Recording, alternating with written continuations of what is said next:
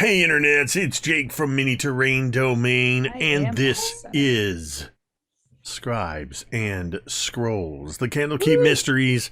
This is Book 4, A Deep and Creeping Darkness.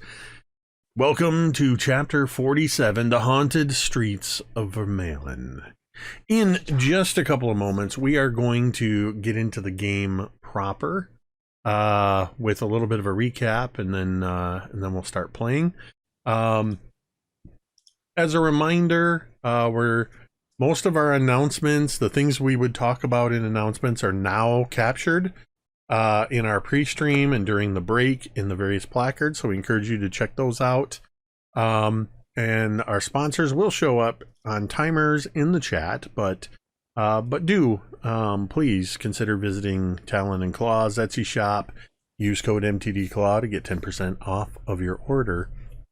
And support the channel a little bit while you do so. Honestly, there's not a whole lot in the way of announcements other than our mental health announcement, because we front load everything now and load it into that the stream stuff. Isn't it? Like all these years of reading for 15 minutes and your brain can't. It was never it 15 yet. minutes, Right? Dwight. Right? Because It I was literally like 18 to 20. I said something about that last week or the week before when we started doing this, that you would be so proud, but I also was like, I don't know what to do. I'm used to talking for 15 minutes. How do I go play? right into game? So, actually, there's one thing I need to do, is I need to give you a domain tome. You can type exclamation point domain dice in the chat to find out about domain tomes, and how they affect the game, or watch across the bottom of the screen.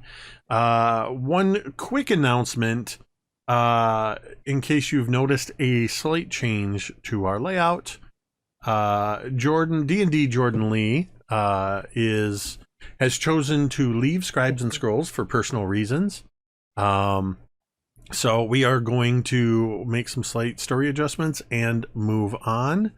So that is why you do not see Jordan here.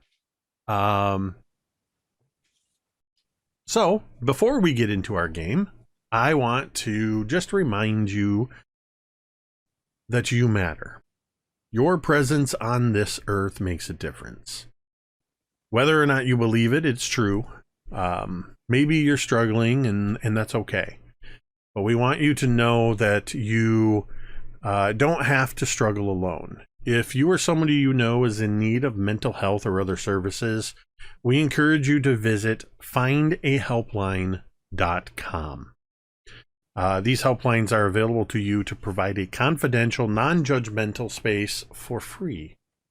They are staffed by supportive people who provide immediate support, counseling, and information. You can access this URL at any time in our chat simply by typing !help.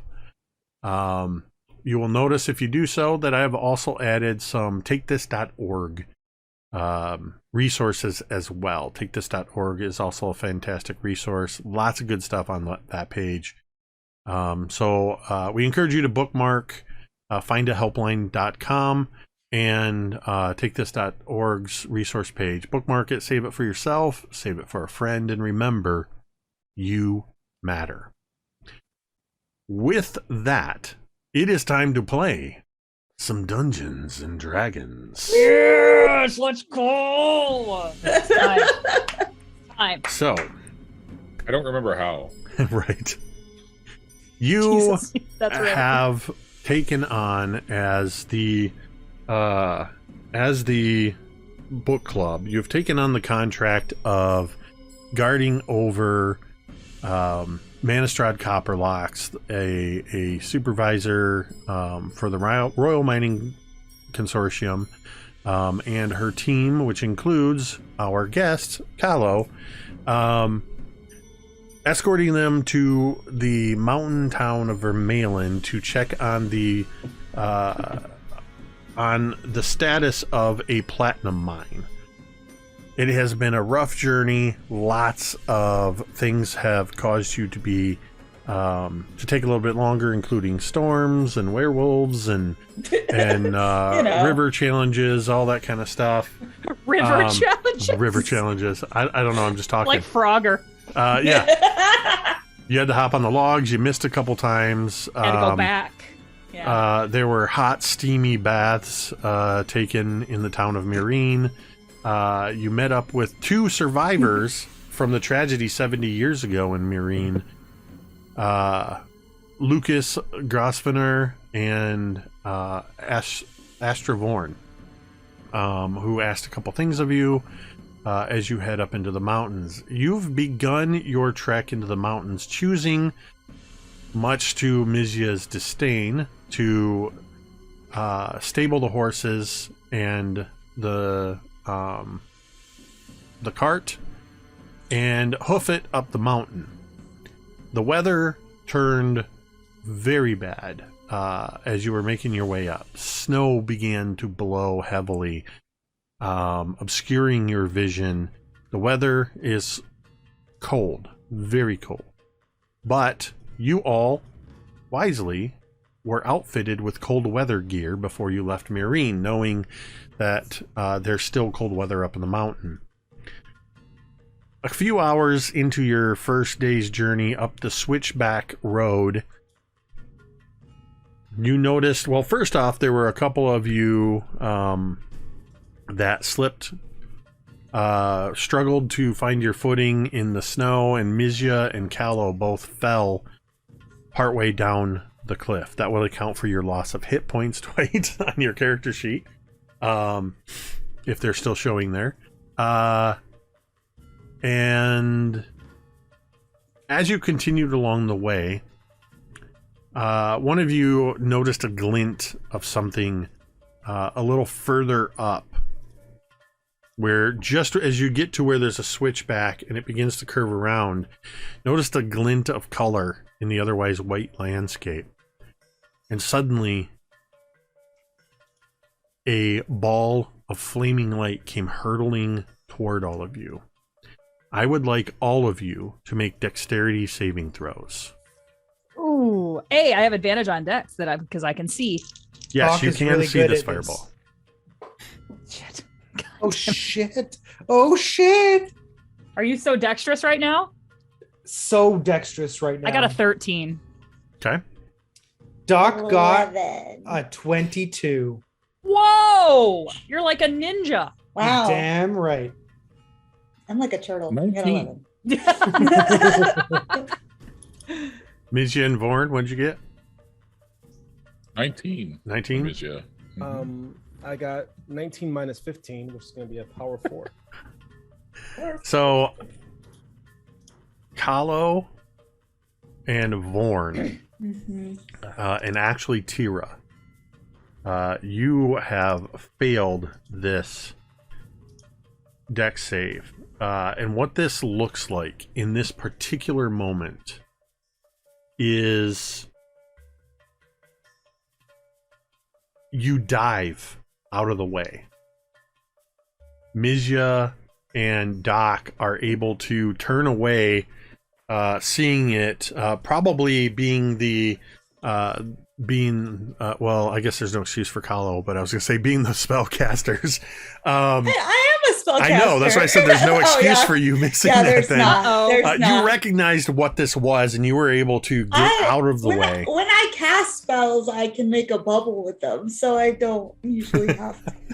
So what happens is Kahlo, Vorn, and Tira, you hit the deck. You suspect what's coming. It's going to be bad.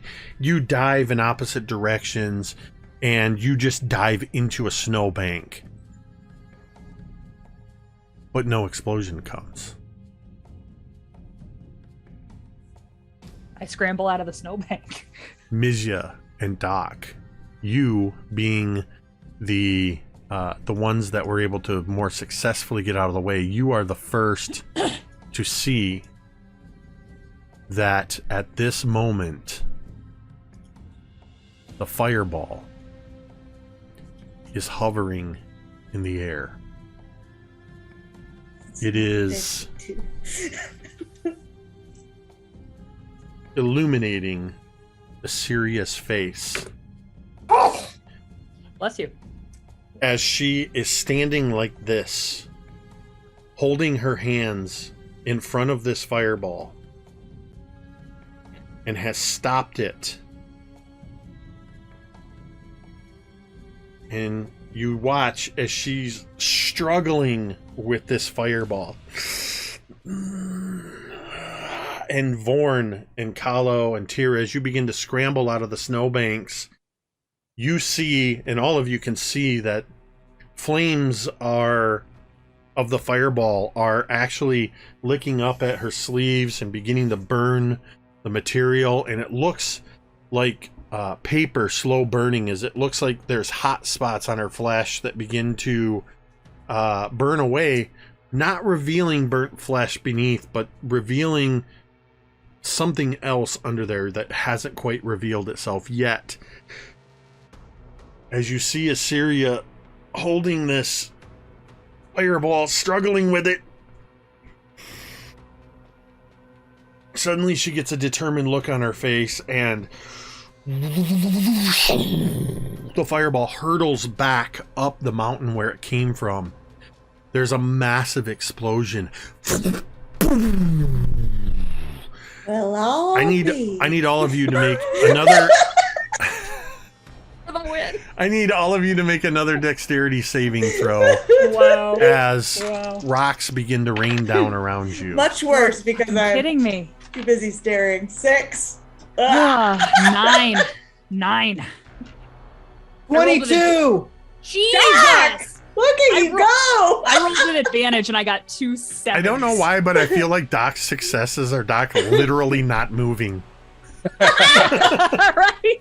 He just happens to be in the right spot. Doc just He goes- calculated the right spot to stand. Right? with math. So, if you rolled under a 14, you will take 6 points of bludgeoning damage as Ow. rocks Ow. are raining down around you. Oh no! Because I gave you shit about 3D printing rocks, isn't it, Jake? Yes, they're weirdly these made of plastic filament. Ow! What the hell is that? Sharp edges. But these rocks rain around you, and for a moment you're distracted from the explosion, and then you remember Assyria just stopped a fireball and hurled it back up. As you turn and look at Assyria, you see that though she no longer holds the fireball, you see flames licking at the edges of skin and clothes all the way up her shoulders, begins to move across her chest and downward until the last thing is it goes, and as it does so, she lowers her head,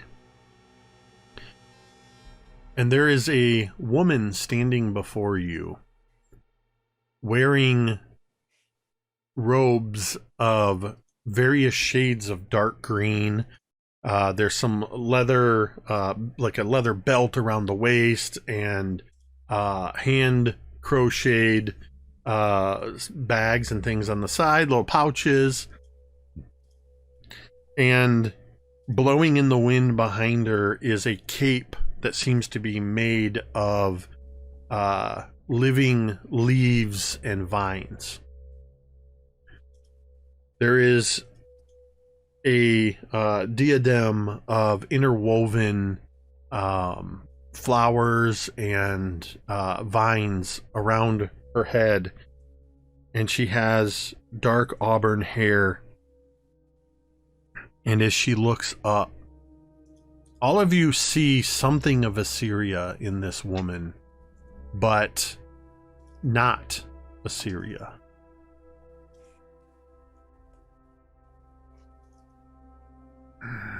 It was not supposed to happen this way. I look at all of you. She's looking Yeah. I'm like, is this another thing I'm supposed to just you guys already know, but I don't.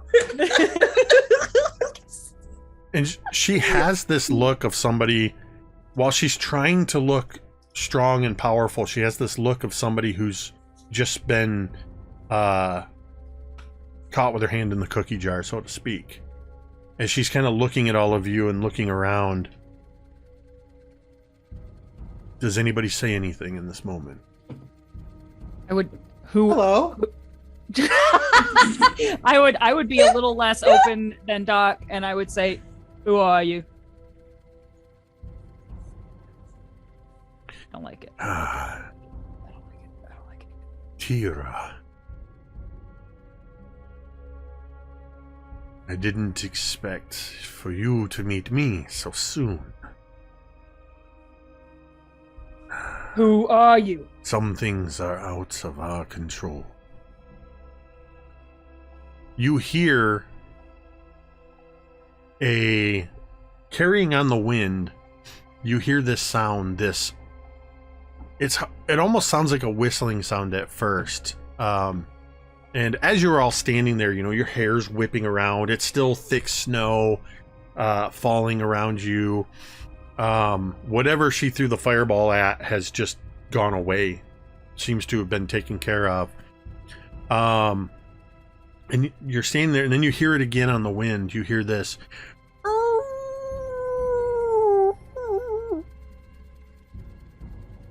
Everybody, roll me perception real quick. What I'm looking for is who has the highest rolled number. 13. Well, Just the rolled number you want reported? No, your total perception. Add your perception to it. 18. Anybody beat an 18? I didn't really look at you, Ricky, because I know you probably can't beat an 18. Oh, how dare you? This man. time I Dare you? how yeah, exactly. This time I got dare. 24.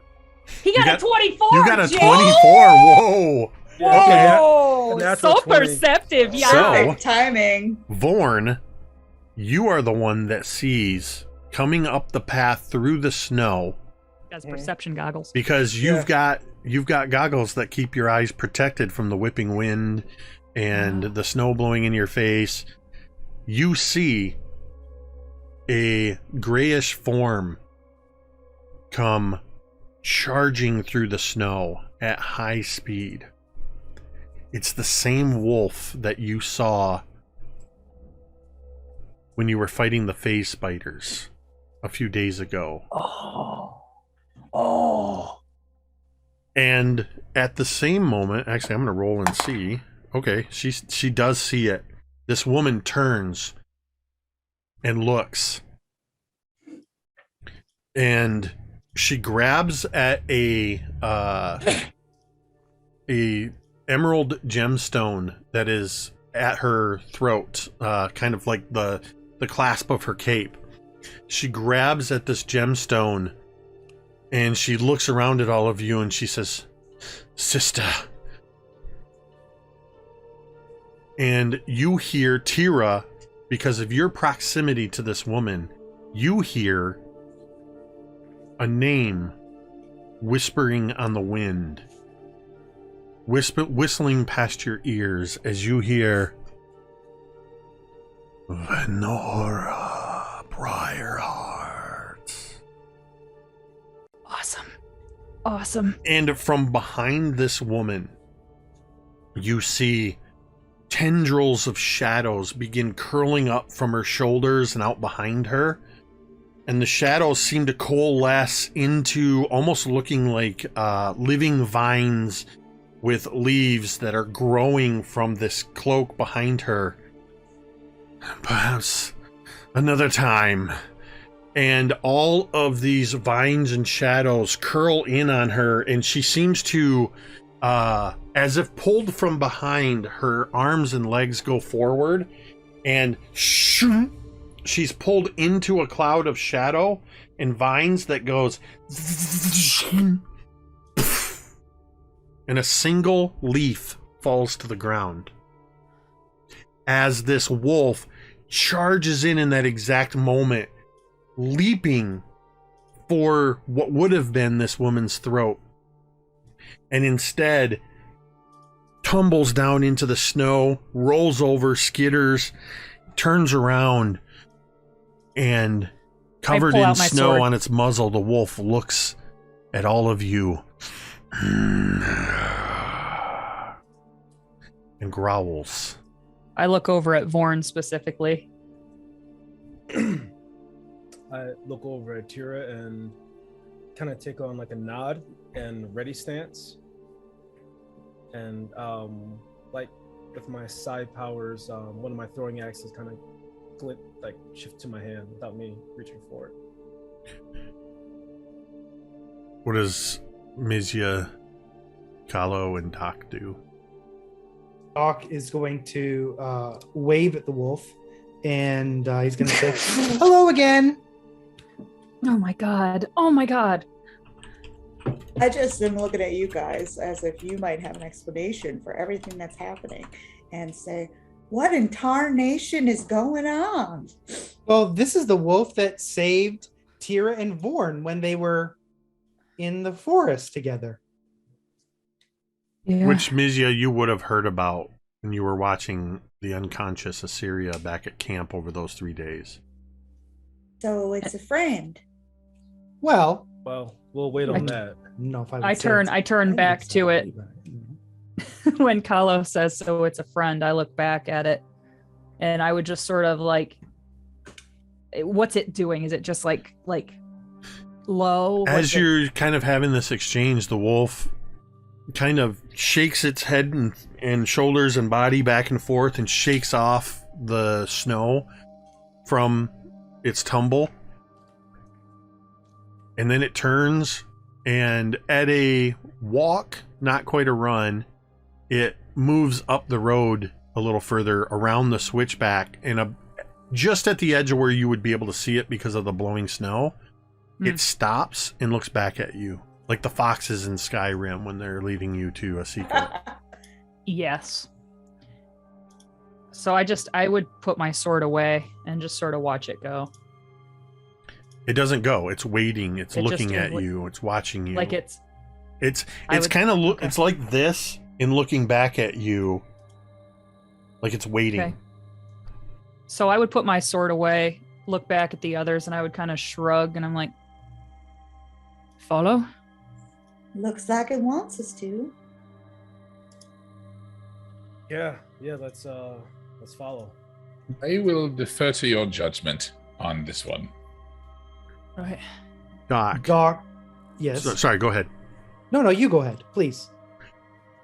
As everybody is agreeing to follow this wolf, you notice where this single leaf fell from this woman's disappearance.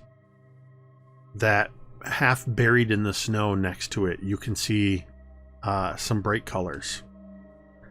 And you see that there is a bouquet of wildflowers that Assyria had been holding, that when all of this went down, she must have dropped. They're flowers from Astravorn. Those are the ones we're supposed to bring on up. So Doc is going to pick up the flowers, and he's going to tuck them in his satchel, and he's going to pick up the leaf as well.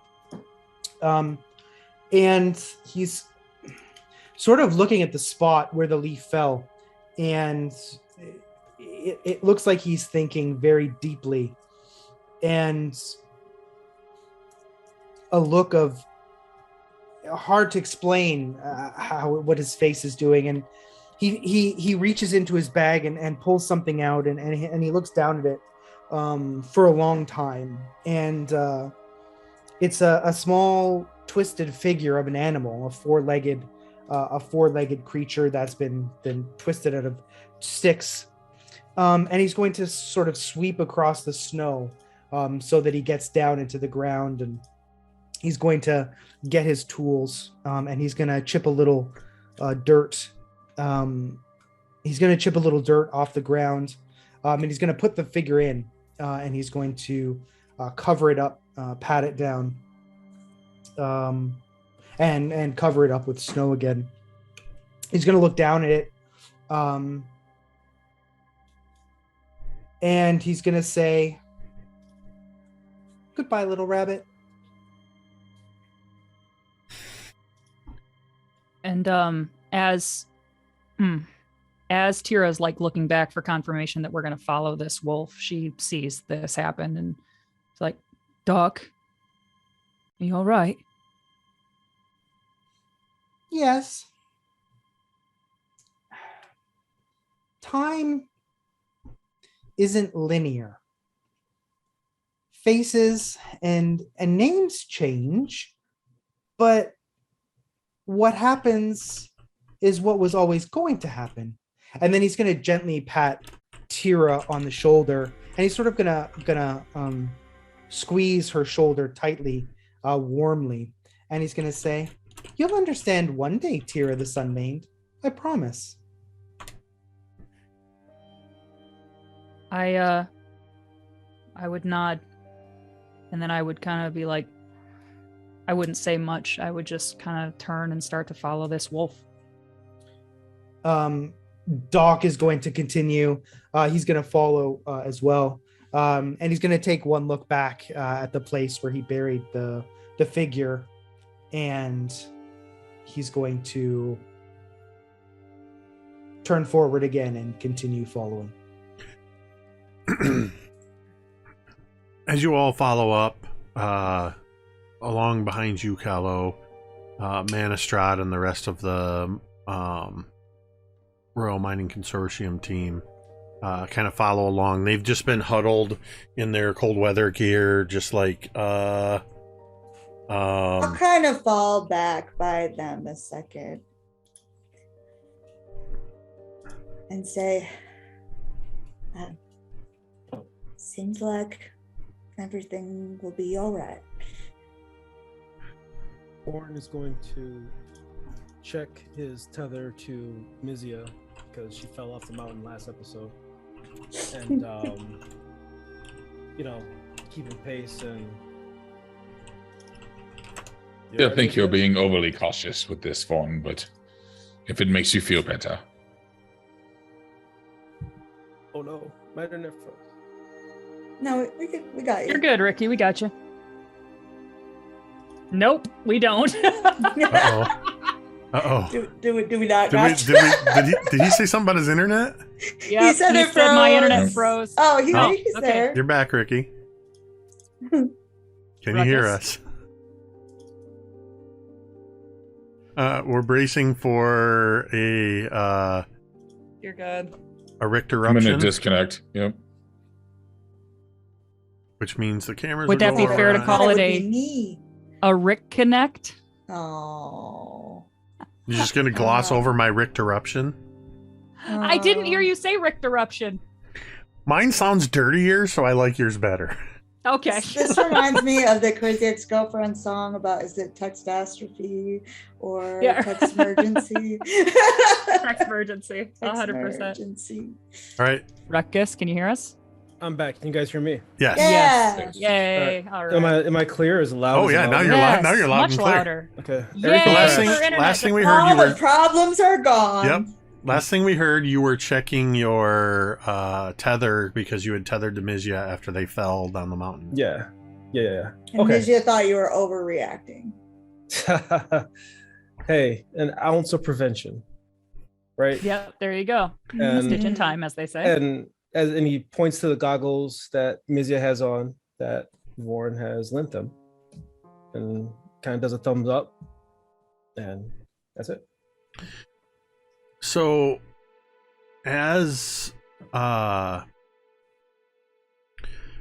you all follow this wolf up around the switchback, you see, the first thing you see is that there are the singed, very deceased bodies of what looks like some sort of hobgoblin patrol. There's what looks to be some kind of patrol leader, a couple of other hobgoblins. It's hard to tell if there were two or three. They got pretty blown apart. And a hobgoblin spellcaster. There's a whole section of the snow that has sort of cratered and turned to ice and is now being covered with snow, and the bodies are rapidly being covered. But just a little ways up past them, off of the trail, is not a full-blown cave, but there's sort of an overhang and an outcrop with a bit of shelter. There's a small fire that's burning in there. It looks like this was an outpost or possibly an ambush site they had set up. And the wolf sort of walks into this little area, or walks just outside of it, and stops looking back at you. Stops, comma, looking back at you, not stops looking at you. Oh, okay. Good to know. Good to know. Perfect. Thank you. Punctuation for the win. Yes. I would kind of go at this point. I would go up to the wolf. I would kind of approach the wolf. I'm still not don't have my sword out. You don't have your sword out? Okay. You approach the wolf. I'm going like full on Jon Snow. Like I have my hand out and I want to see if it lets me touch it. I would like you to make an insight check. Okay. Ooh. 17.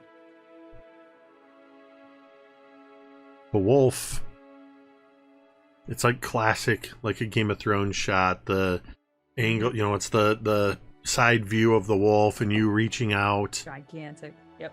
And it is a very large wolf. And you reach out to it and it lets you touch its muzzle and it's looking at you with these blue eyes. And in those eyes, you see recognition and you recognize these eyes as you are, after a moment, you are not holding, or rather touching, the muzzle of this wolf, but your hand rests on the dreadlocked blonde locks of your brother, Cain, as he transforms from a wolf into a human. And he's sort of crouched and naked, but he's crouching in a way that you can't see anything. You take Sorry. and he looks at you and says, "I'm sure you've got some questions." Already he's immediately starting to shiver a bit. Come on. I'm pissed. But I would like grab him and like pull him almost into this cave. He looks at you and he says, hold on a moment. And he actually runs out into the snow, and there's a few like pine trees up along this little area. It's not above the tree line yet. I watch him go for a second and then I'm like, Fortunately, the swirls of snow are just perfect enough that you don't see anything you don't want to see. Good. Right. As Cain goes running in and he comes back, just sort of having hiked on some breeches, and he has a bundle that is a wolf fur that he kind of brings into this little cave as the rest of you are kind of catching up. And you see Cain Maugrim. It's a little tight in this cave for everybody, but you can all get in here. As the rest of you see Cain Maugrim pulling on some clothing. Where the shit did you go? It's good to see you too. And I'm you would almost notice Tira's like, she like wants to hug him, but she's guarded. I guess we're even. I've been keeping an eye on you. Helped you out with those spiders a few days back. Thank you. I had to leave when I did. It was becoming very dangerous for me to be around all of you. I've been trying my damnedest to dodge Shadowheart, and if I stay too long in one place, I'm afraid she's going to be able to lock in on exactly where I am, despite everything I've done to prevent that.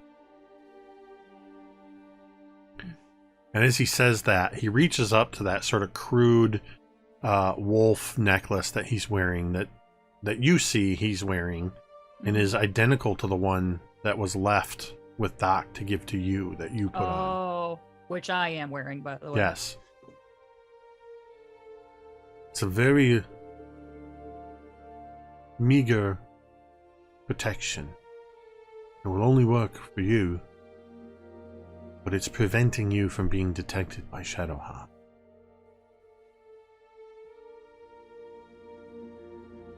Thank you. The Sisters of Selûne. I think there's some kind of a rift happening in their in the coven.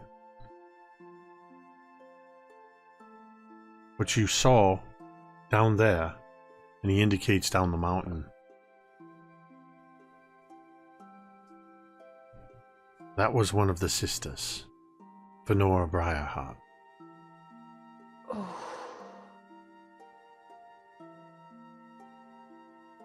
Oh. I tried to get to you all sooner, but you didn't make landfall when I thought you would.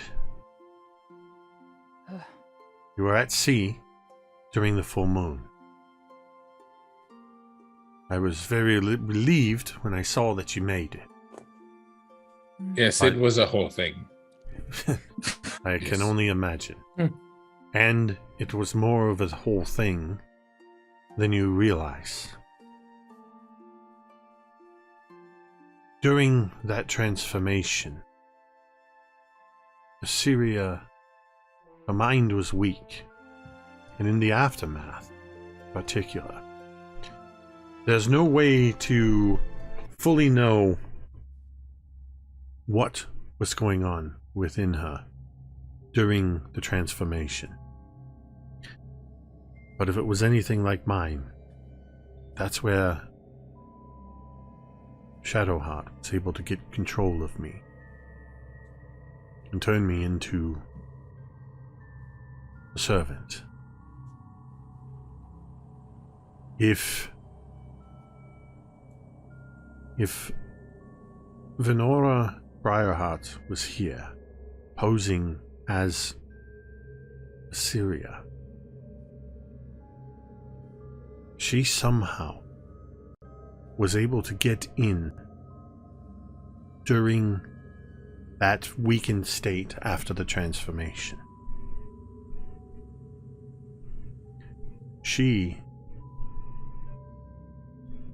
And he kind of looks at all of you and looks up at you, Doc.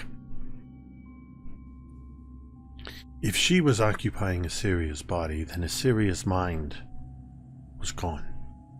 Where? I don't know. If she swapped her, I don't understand the magic all that much. But they are a powerful coven.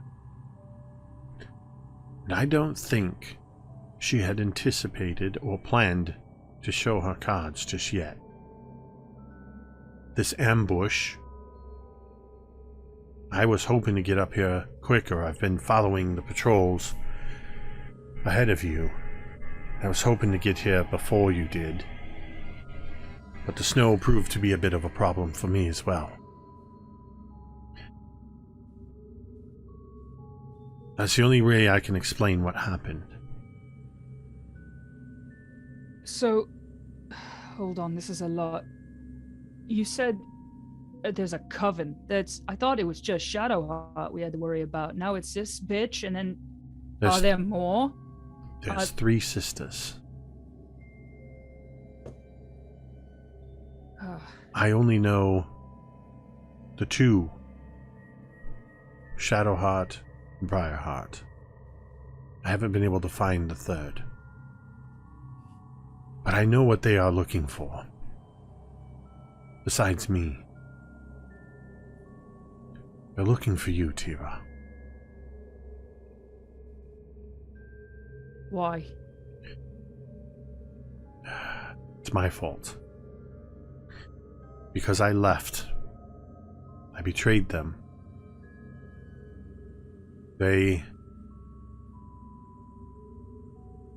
don't think I'm useful anymore. They want to get a hold of me and probably kill me. They want to use you in my stead. That's all I can figure. Do not remove this necklace. As long as you are wearing that, Shadowheart has no way of knowing where you are.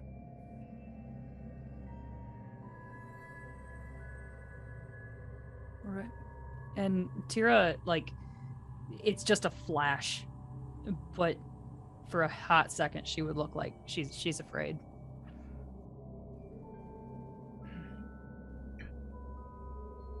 Keen looks at the rest of you.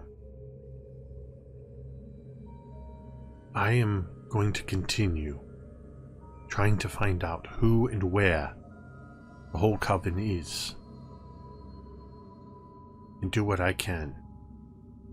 But be wary and protect Tira. I don't know how far Shadowheart's influence reaches, but she's had a long time to work towards this goal.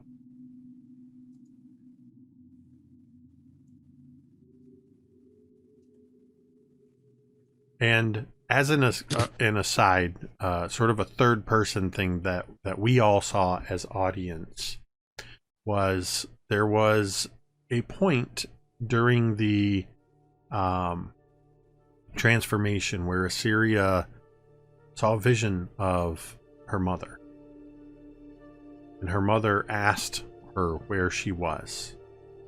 Mm-hmm. And Assyria told her that you were all heading towards Meereen. So sort of from a meta point of view, this kind of explains how Briarheart was able to pinpoint Assyria to do this. Kind of pulling on the last of his gear, fastening his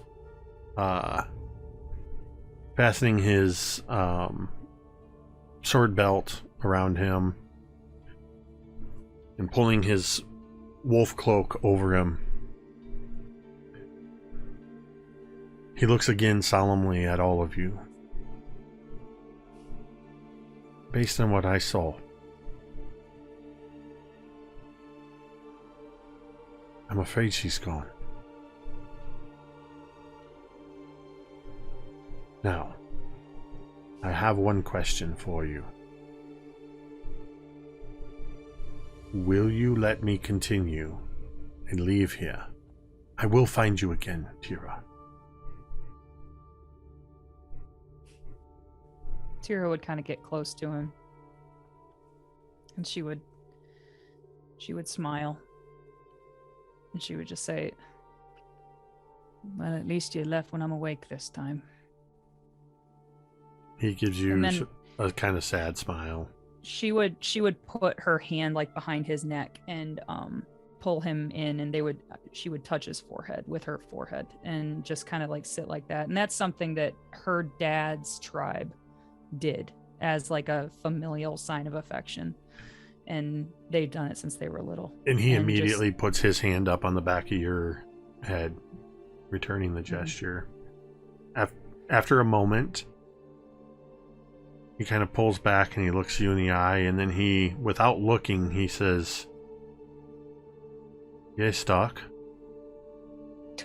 I just wanted to say, if you're looking for the third sister, I bet her name isn't Joyful Heart based on the previous events we've seen. I think that's a safe bet. However, Vorn clears his throat. I think her name is Frostheart.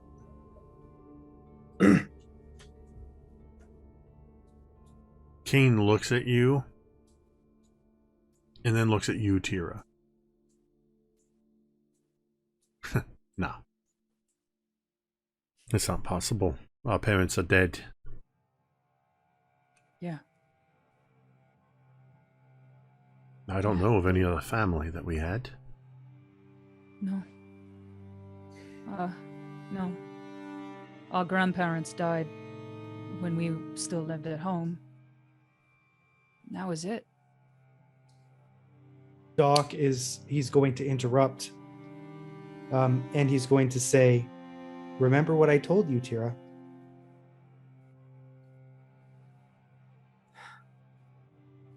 Are you going to introduce this gentleman? Oh, Kahlo. Yes, of course. Kahlo.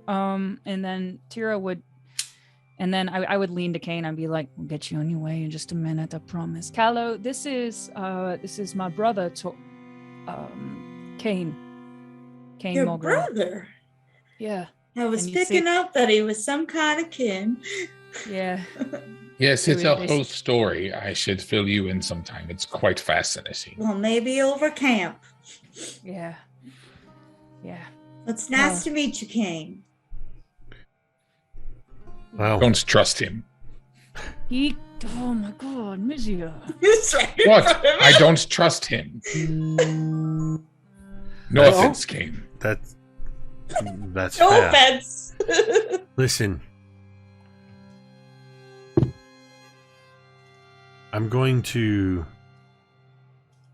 scout ahead. Make sure the way is clear for you. And then I'm going to continue what I was doing. I'm sorry I couldn't get here sooner. I couldn't save her.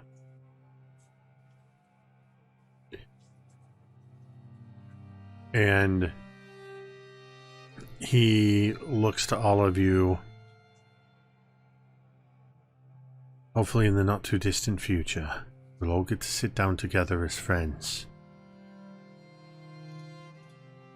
He turns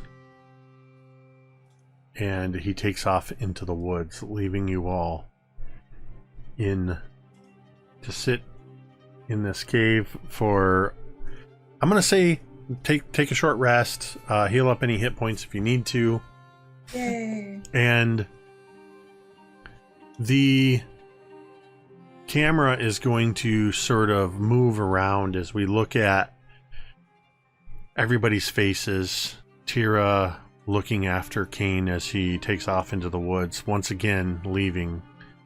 And looking at each of the members of the book club as they look at one another. Kahlo looking at everybody else, once again not fully understanding what's happening. And the others of the survey team are trying to get in close to the fire. And we sort of pan out and away from this cave as the snow is blowing and swirling. And in the moment where a gust of wind comes and snow blows up and obscures the cave completely, the next thing we see is a booted foot crunching in the snow close up.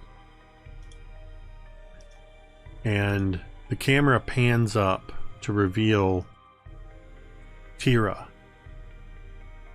You're standing, having just crested this hill on the road. There is a mostly obscured vista of clouds that are hundreds of feet below where you are. Occasional, you can see landscape even further down. The moon, mostly full, is it's waning, not mostly full, but having recently been full, is casting a glow as it is now, let's see, it is now the 7th of Kythorn. Ooh, I'll have to write that down in my calendar of Harptos. 3 full days later. For those wondering, the date is now below, right here. 3 days have passed since the incident on the mountain.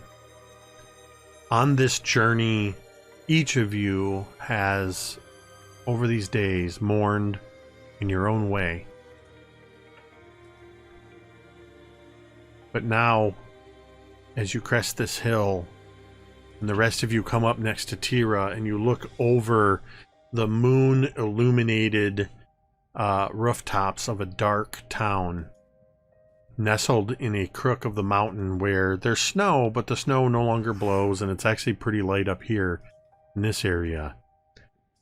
You all stand there looking at the town of Vermeillon, knowing it's time to focus on the mission at hand and move forward.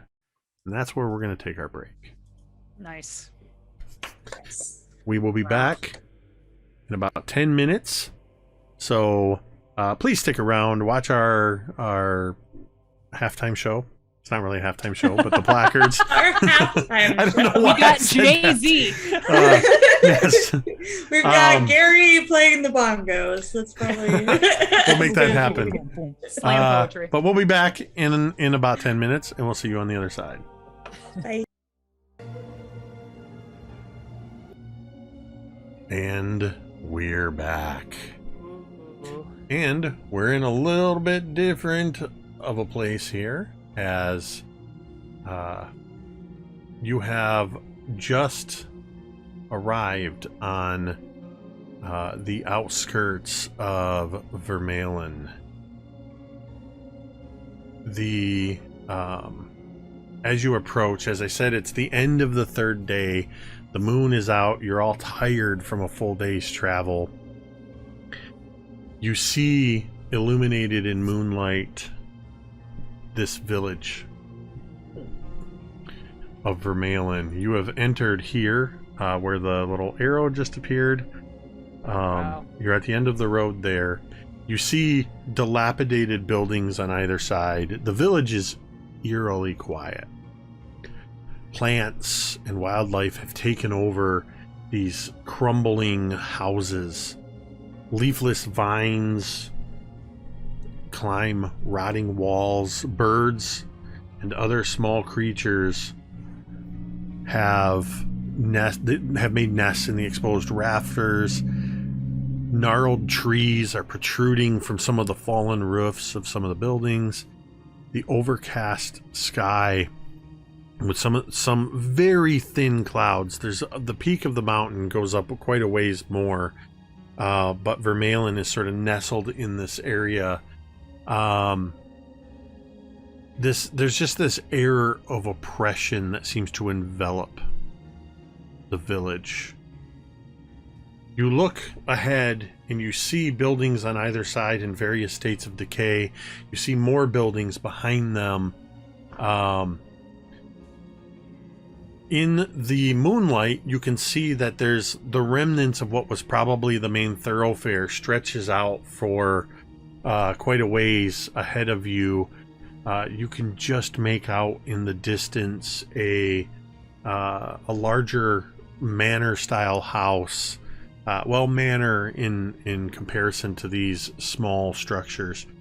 Far ahead at the end of the road, and you can see the twisted, gnarled branches of a large tree reaching skyward in front of this house. What would you like to do? Well, my first instinct was to suggest we split up, but this place is giving me the heebie-jeebs. Yeah. I think we should maybe make our way through the city together, check these buildings. Or, I don't know, should we just check the big building first? Mizio, what you think? I think keeping it simple is probably the best way to go. So perhaps the large building first. And, I think if we move through town in groups, or in a group, we can, search multiple sides of the same street without getting too far apart. Okay. So Mizia is in favor of split up, but kinda. Kahlo, what do you think? Is this the town where we're supposed to bring some flowers to the grave? Or is that further up? Oh no, that was this town. There is a cemetery, isn't there? You wouldn't be able to see the cemetery from here, Okay. but you were told there's a I cemetery. presume. Yeah. There's probably a cemetery. we should We could- look for it while we're here. How about we got swing by? Yeah. flowers. Manistrad First. kind of comes up along with some of the others of the survey team. The Rack and Crack sisters are trudging along. Raywin, Silverthread, and Rose Apple Blossom are looking very much the worse for the wear, as they are standing there. Manistrad sort of comes up to basically kind of in the midst of the group, but coming up next to Kahlo. Right.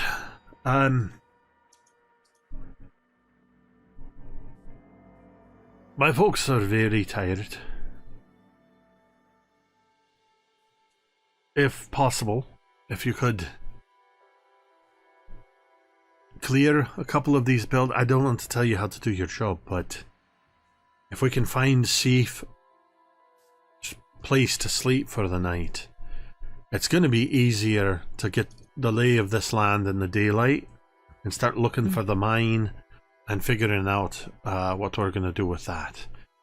So hopefully, whatever it is you're planning on doing, we can do it within the next hour or so. Or you might have to carry these ones and tuck them into bed. Doc, what? What is it, Doc? Oh, he said that he didn't want to tell us how to do our job, but then proceeded to tell us how to do our job. If you didn't want to tell us how to do our job, why did you do it? It seems counterintuitive. It's kind of the suggestion, Doc. He wants us to find some good. Manistrad is a woman. Sorry. It's maybe I could use some rest too. Yes, she would like us to find a place for rest. It's a passive way of making a suggestion when you're not really in charge. Make sense, Doc? I guess because I'm usually the smartest person I ever go, I just say what I'm thinking. Well, Kahlo, do you want to real quick scope it out and see if we can see where the cemetery is or might be? And then we can go take the flowers. And we could take the flowers tomorrow. Well, and are you expecting trouble? Just dropping some flowers off? You know what happened the last time we were in a cemetery? No, you don't. Of course you don't. No. Let me tell you. It was actually Doc, don't. How about we don't tell Kahlo what happened the last time we were in a cemetery? Well, you don't want me to tell Kahlo that you dug up a child's grave? Yep. That was exactly what I didn't want you to tell him. You did what? Everything we do is for a good reason. We'll explain later. Minister really should do more talking around the campfire. There are I many agree. stories to I tell. think we're burning our 1 hour. So how about this? Let's clear a couple buildings. Let's Okay. get everyone some rest. Okay. And then we can set out about the cemetery, the flowers. This town, was it supposed to be abandoned? No. Yeah. Yes. That's the whole idea. Yeah, it is. Yes, it was. Yeah, everybody left. Sorry. Everything you've been Was it- told is that this town was Yes, abandoned. I apologize. 70 Yeah, years I ago. misunderstood. This is the place good. people started disappearing in the I'm not night, the only right? one that wasn't clear on. Okay, cool. I just Yeah. I just thought you meant, was it supposed Well, to be Was abandoned? it built in order to be abandoned? Right. That's This kind of what I is- thought too. Yeah. This okay. is also the place where people were having those creepy nightmares, isn't it? Yeah. Yeah. So maybe we should make sure somebody's on watch to wake people up if they start being strange in their sleep. That's really smart. That's really smart, Kahlo. We should keep Kahlo with us for a while. Yeah. So are we like in the middle of the street, and are there buildings on both left and right sides of us, or? Yeah. Okay. All right. I'm going to pick Doc, which building do you think looks the best? Let me think about it. Okay, wait. Let me rephrase it. Which building looks the safest? Well, let me think about it. Doc is going to walk forward a little bit, and he's just going to glance at the houses on the main street. And he's going to look and see which one looks the most secure with the most sturdy walls and the least amount of holes. And he's going to touch himself on the chest, and he's going to say, "You can do it." Izia, are you able to sense magic or any spell traps or anything around? It's not really something that I have a lot of proficiency in, no. So I got a 20 investigation. Nice. You can see just walking up just a little 10, 15 feet up the street and kind of looking around, you see that most of the first few buildings that are in this immediate vicinity on either side of the road, and the ones behind them are in really bad shape. About maybe another 30 yards or so up the road, you see some of those buildings are in better condition. And some of the ones behind them, particularly on the western side of the road to the left. But most of the buildings are in bad shape. There's a handful of them that are in decent shape. The closest one would be the second house on the left. All right, we'll go to that one. Doc is going to look at Ricky, and he's going to say, At Ricky? Who's He's Ricky? gonna look through the fourth wall. Like Look, literally, I just live on the ran other through side of the the fourth street. Born, he's going to look at Born, and he's going to say, I can detect magic. You can, Doc. Yes, I'm quite proficient in many areas, Born. You wouldn't even know unless you asked me, but you didn't. Well, Doc, once we make camp, you have to tell me all the areas that you're proficient in. Or better Ricky, yet, right? Born, we don't have that kind of time. Well, write them down on a sheet of paper. But could you check this building to see if there's any magic? And I'm gonna look over at Tira. And so the orcish side of me. You ever been on an orc raid? I'm assuming you have. Of course. Marcia? I've You know how been to at the clear- head of an orc raid. Thank you very much. You ever clear building? Of course. Well, we can politely knock on the door, or we can clear the building. What do you think? I know what you think. I would like to just clear the building. Awesome. You want to take lead? Or you want me to take point? I will take the lead. And at that point, I imagine they've kind of been walking, and Tira would want to just boot the fuck out of one of these doors, turning it into toothpicks. Vorn is going to grab his great axe and put it in his hands. And when he does, for a quick moment in time, he feels like both of the handles have thorns on them. Ooh. And it kind of like he's grabbing spikes. And he does and looks down, and no spikes on the axe, but grips it anyway. All right, that's all. Yep. Doc, any magic in that house before we break the door down? Well, The door's already broken as the door's being crushed in. No. Talk to me in 9 minutes and 24 seconds, and I'll let you know. Boom. Okay. Tira, Yep. do you wait or do you kick in the door? I kick in the door. And like two SWAT team members, I follow right behind. The door explodes inward. What were you gonna say, Mizya? As they kick through the door, I just turn to Doc. They're always so impatient.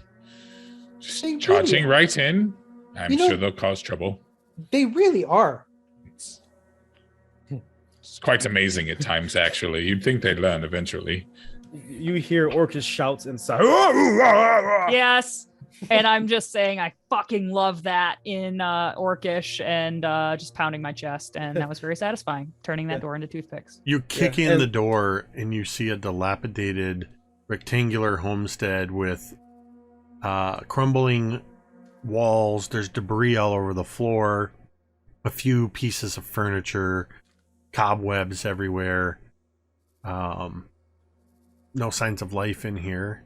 You can investigate the house further in more detail if you'd like. Anybody home? Pity. I was hoping someone would be in here. I would. Mizia? Yeah. Sorry, go ahead. Mizia, do you want to tell Tira or should I? Why don't you? Okay. Tira, What? do you remember the purpose of this exercise? What? No.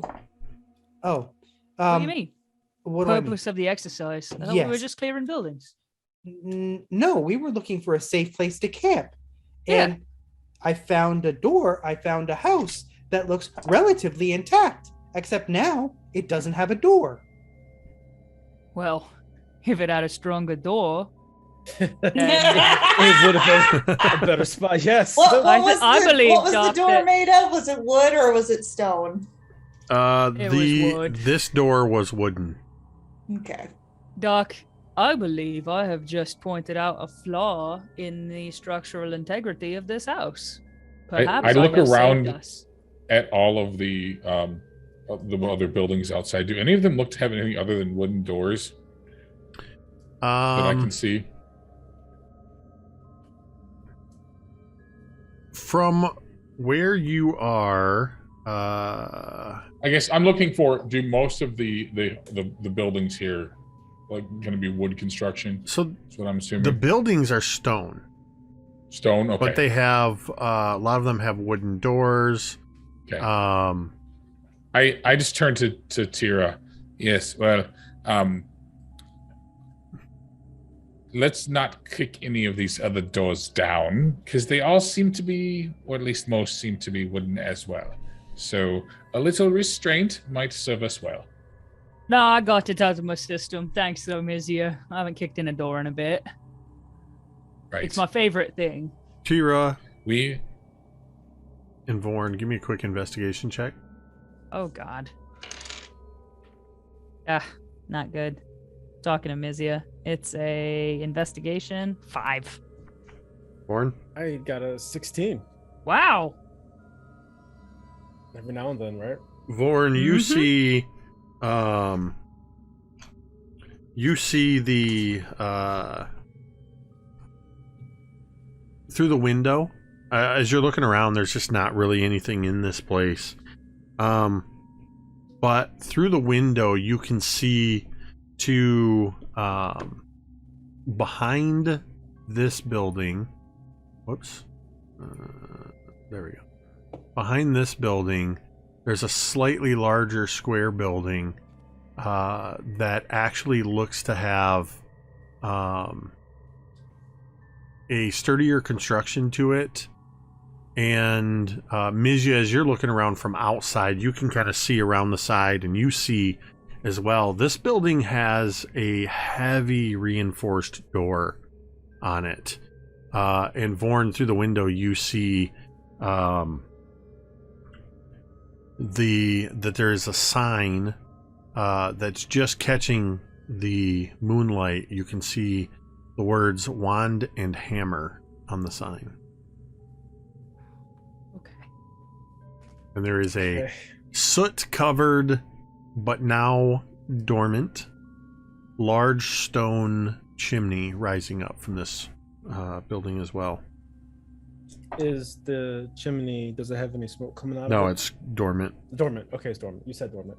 All right. Doc, Tira, Yeah. everybody. That building looks a lot more secure. The door's still intact. And by the looks of it, may possibly even be reinforced. All right. Well, let me go check it out. I should probably get there before Tira takes her frustrations out on the door. I told you, it's out of my system, Doc. I'm done. I'm happy. Okay. This Tira's happy face. Right. Yeah, it's kind of grotesque and horrifying, but As So Doc go ahead. Doc is going to walk over to that door, and he is going to investigate it. Okay. And he's going to tap himself, and he's going to say, "You can do it." Oh, scheisse. That is a 14. You see that the door of this building is slightly ajar. The sign, which is hanging crookedly from just one of the chains, is still intact. You see that it says the wand and hammer, and there is etched into the wood the image of a wand crossing over a blacksmith's hammer. And the names Tormund and Blennis are etched below that. The door, like I said, the door is slightly ajar. Do you have your detect magic up?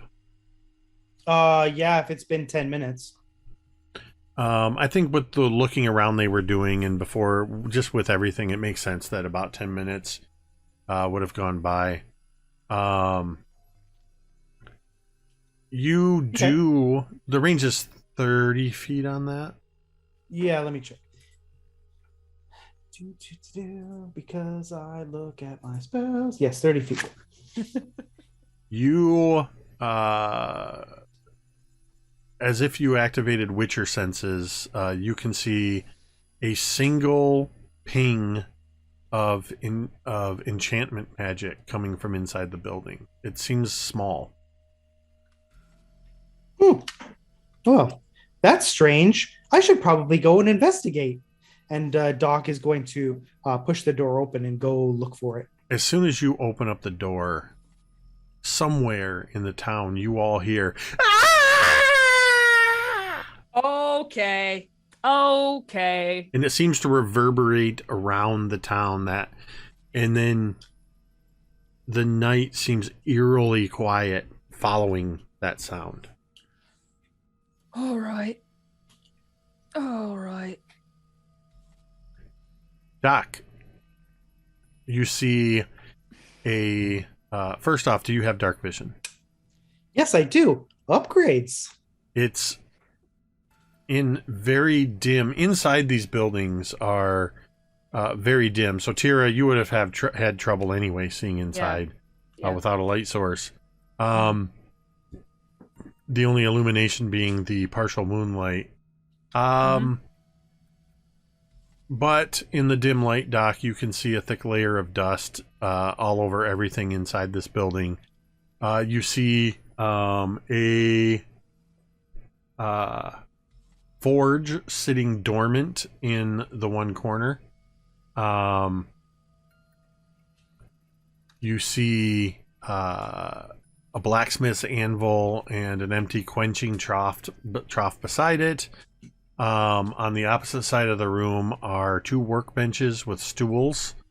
Under one of the workbench in the corner, covered in cobwebs, on the floor is where you're getting this faint aura of enchantment magic. There are a few other dust-covered items that are on the benches. It looks like tools and things like that.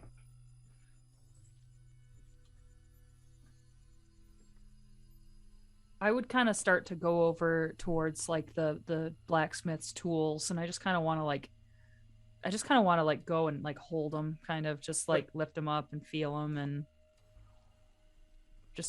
I haven't held blacksmith's tools in a long time. It's nostalgic. These are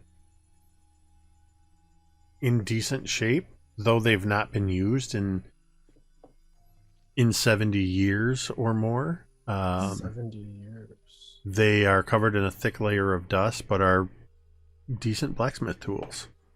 I'll say that there's enough tools here that if you wanted to, if you didn't already have one, there are enough tools here you could put together a blacksmith's kit.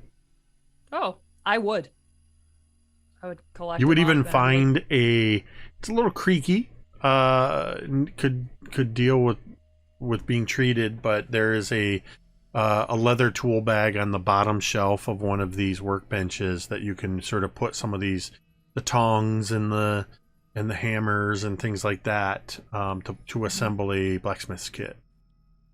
Awesome. Vorn is smelling the air for scents of whatever was in here, and then also checking the walls for any hidden doors or contraptions, if that's possible. And this room, go ahead and make an investigation check. And Doc, what were you doing when you discovered the location of the magic glow? Were you doing anything? Yeah, going to ward it, but Okay. This blacksmith shop, the Wand and Hammer, is about 25 feet by 25 feet. It would be cozy, snug, but everybody could fit in here. It is a stone building with a couple of windows, and the door, which is fully intact, can be closed and latched with a wooden bar. Seems like we found our spot.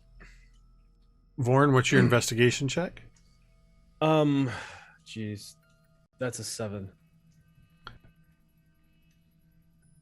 Anybody else that wants to can also look around, poking around. Yeah, that's what Kahlo's doing with Okay. Boomer. We're both poking around the Sure. place. And Yeah. Doc, well, actually, before I come to you, Doc, Mizia, what about you? Yeah, I think I rolled an all of an 8, so I think I'm just kind of like absent-mindedly looking around. Yeah. Still kind of unnerved a little bit, but not just kind of maybe casually strolling around the outskirts, looking into what might be here.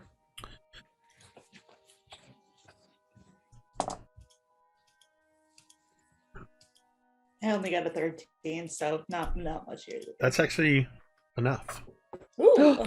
Oh. Doc, Hey. you get over to the corner of the bench and you have to crouch down and actually get on your hands and knees to be able to reach this item that's glowing underneath the workbench. But with the aid of your detect magic, you're able to see exactly in it's really dim light under here, but you're able to sort of reach towards it and put your hand on what feels like a ring. And pulling it out, you see in the palm of your hand a thin platinum ring glowing with enchantment magic. Keep it secret. Keep it safe. Don't keep it secret. Doc is Share. Doc is gonna pick it up and he's gonna pop it in his pocket. Okay. Kahlo, you have, as you're sort of poking around, this stone floor, you're just kind of looking around, walking around, and over in the corner, sort of the northeast corner of the room where the workbenches are not, you're kind of off in that area. There's a handful of things hanging up on the wall, or rather like racks where it looked like there was probably a lot more tools that have since been removed. And you step on one of the flagstones and you hear that stone on stone, this sort of dunk. You shift your weight back. Oh to no. Oh to no. dunk. Oh Dunk. no. It's not a trapped floor panel. What you've discovered is a loose flagstone Oh, on the otherwise Hello. solid floor. gonna jimmy Oh, that okay. up out of there.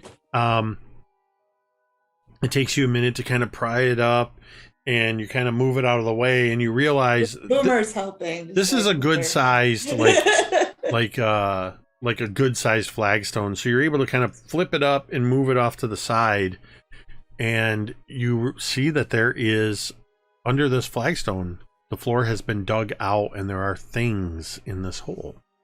How big is the hole? Probably at least 2 feet square. The hole inside is bigger. The flagstone was like 2 feet square. Okay. You actually can see a shield, a steel shield, that is very ornate and decorative with platinum filigree inlaid all around it. In the shape of, it looks like serpents winding around the edges of it.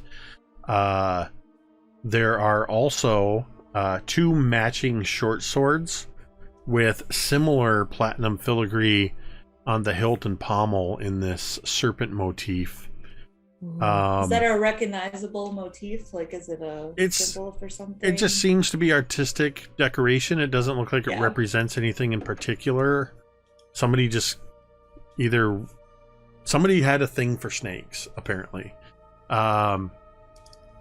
There is also in this hole a stack of 10 iron bars, such as would be used in like ingots. Yeah, okay. Ingots. Sick. I am going to drop the list of items with their values in our Discord chat, so that way it's easier for you to copy it and do whatever you will with it. They're each 10-pound bars, so there's 100 pounds of these iron bars. Well, I'm slowly just taking stuff out and dropping it on the floor here and say, wow, somebody had quite a stash. I think with all this, they might have fixed the place up a bit. Wow. I don't want any of the short swords or shield or anything like that, so... I leave it up to all of you to determine... party loot for the iron bars? Do you want to take one each and then party loot the rest? Yeah. Manistrad steps in and says... Anything you find while clearing the town, for the most part, I don't care what you take. Extra on top of the job. But, I'm interested in anything that has to do with the mine itself. Yeah, I'm going to take these short swords. I said, look, and I would hold out. I say, that's platinum, yeah? And I would point at the filigree. Aye, definitely platinum. At one time, it seems true, there was platinum aplenty here. Yeah. Eventually, we'll find this mine here, and we'll see if it can yield any more. Does the serpent, the serpent filigree, do I recognize it? Does it mean anything? Or is it just a piece of decoration, or is it any kind of like symbol or sign? Nope. It just looks to be a decorative, like somebody. Yeah, there's no it doesn't call to mind any particular monsters or gods or house crests. It just seems to be somebody was like, oh, cool, I'll do snakes.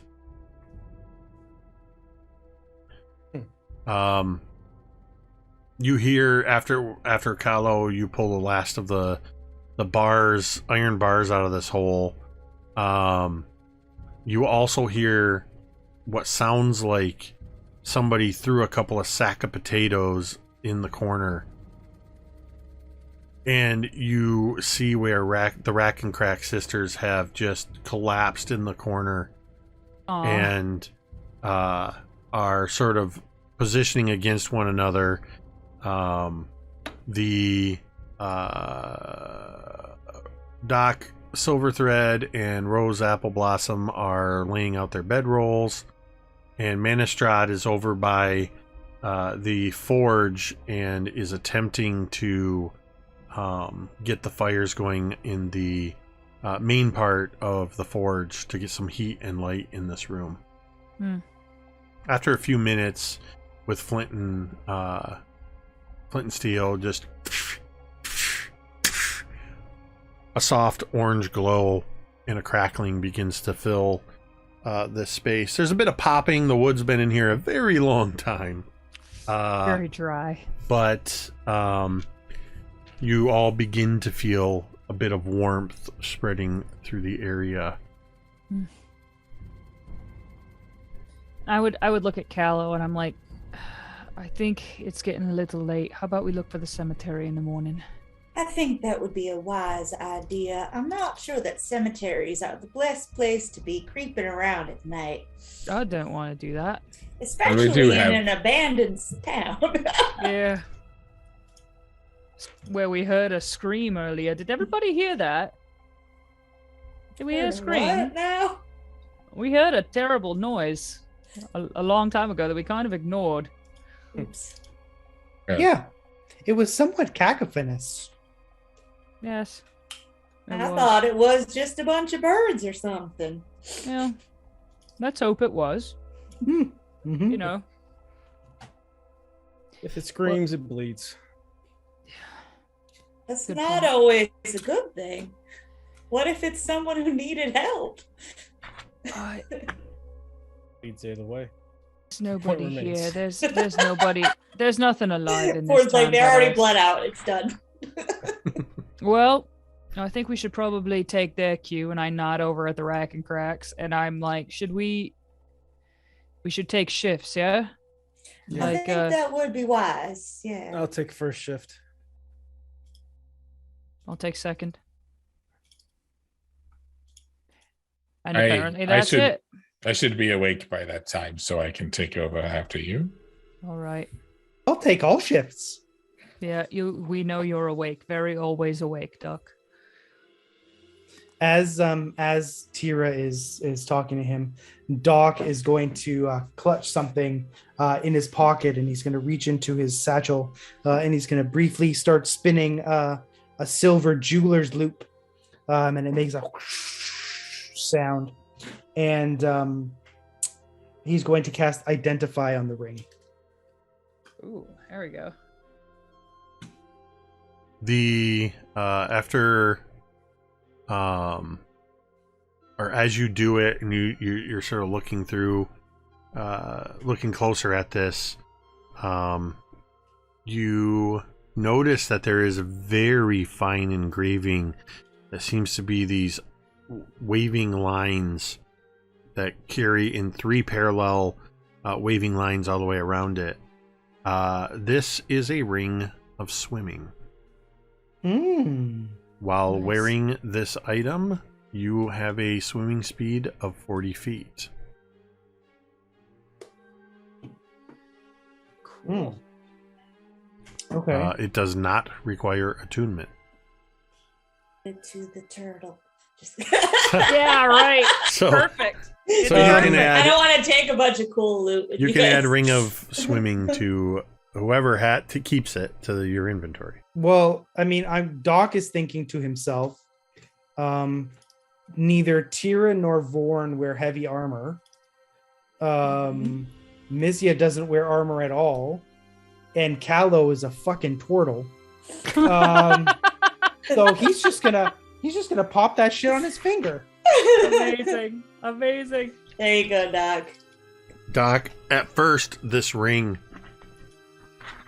you go to put it on your finger, and on your big hands, it almost looks like a child's ring. You can't even get it past the first knuckle.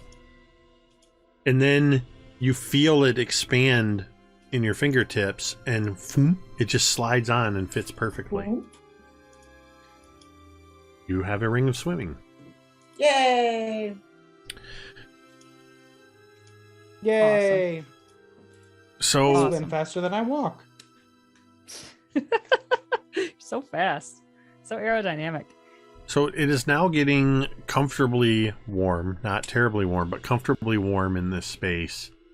And there's, as I said, it's a little bit of a tight fit with everybody, but fortunately most of the shop has been cleaned out, so there's plenty of space for bedrolls to be laid out, and soon the survey team are curling up into bedrolls. The Rack and Crack sisters are snoring softly in the corner, and the rest of you are able to get in positions, whatever sleep places, not positions, whatever comfortable spots, leaving Vorn to take watch. Vorn, are you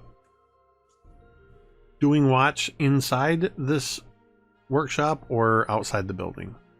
I'm gonna be outside the building. Okay. And yeah, every maybe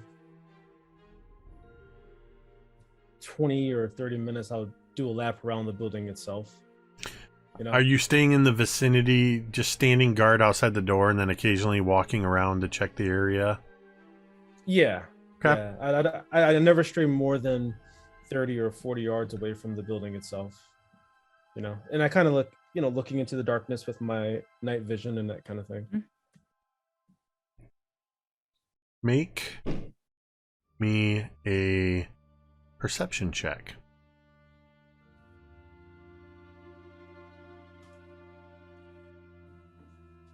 19. Oh. About an hour into your guard, you have taken a couple laps around the building, and you walk back around to stand back in front of the door.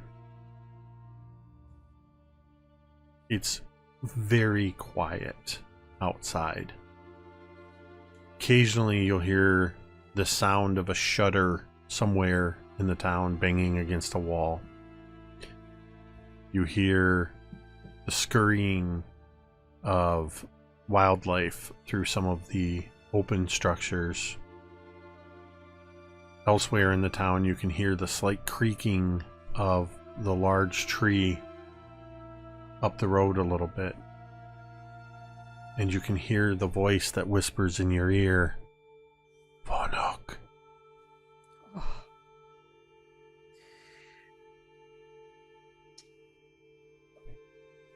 I come out with it then. No need to whisper. And I grip the handles of my axe just a little bit tighter.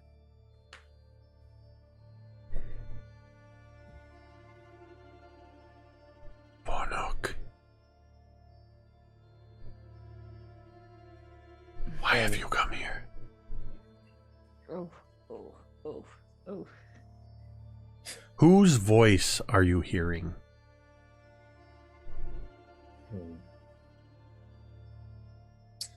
I am hearing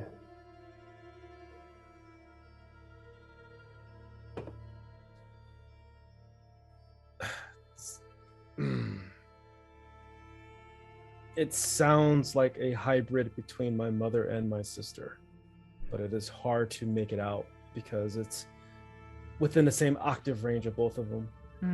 And I say, ditto. You hear that? I don't hear anything. All right then. And then I take my axe in one hand and I pull out a throwing hatchet in the other, and it ignites with psionic energy. Out with it then! Show yourself! Stop the whispers! Stop the games! Out with it!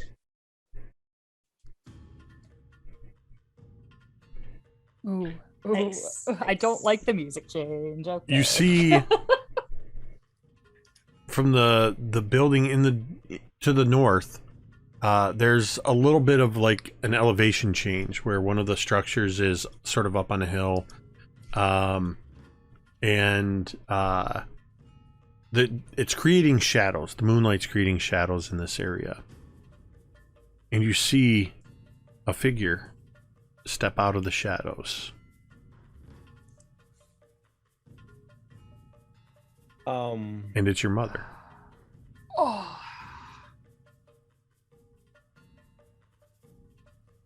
And then Vorn is going to take a strange stance where the great axe is kind of over his shoulder, like an overhead swing, and the hatchet's in front of his hand. You're dead. Am I? She holds her hands in front of her and looks at him. I don't feel dead, Bornok. I feel very alive. Vorn, I need you to make a wisdom saving throw. Come on, man. Roll it with advantage, Ricky. Stop. Roll it with advantage. Do it now so you don't have to re-roll. I'm going to roll with advantage. Attaboy. All right, that's... My animations are off, but... Nope, that's weird. There we go. Okay. And in this moment, Vorn does wish he had a third hand to pull the whistle, but no worries. All right. So, 22. Nice.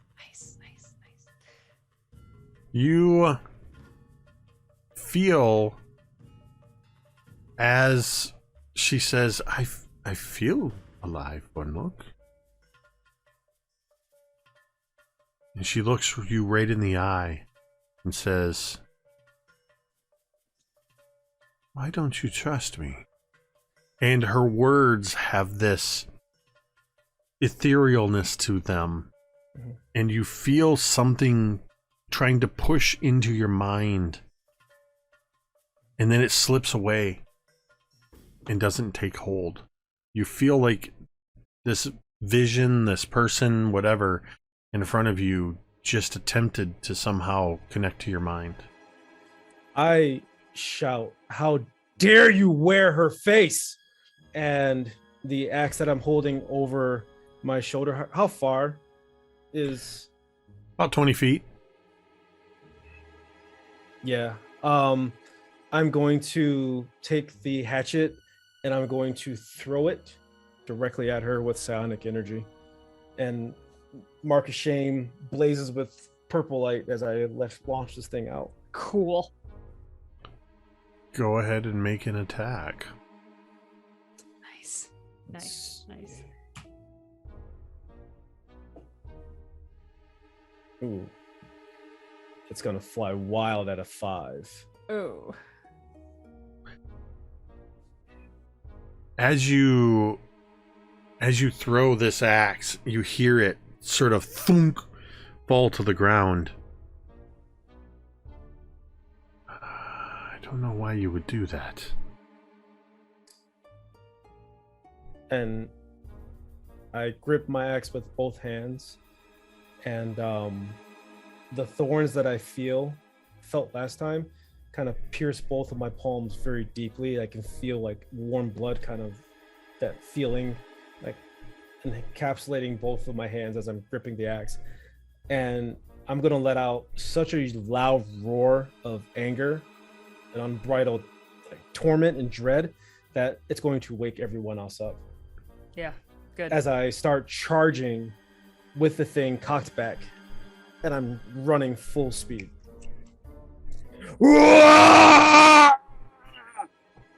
Awesome. Okay. I will need everyone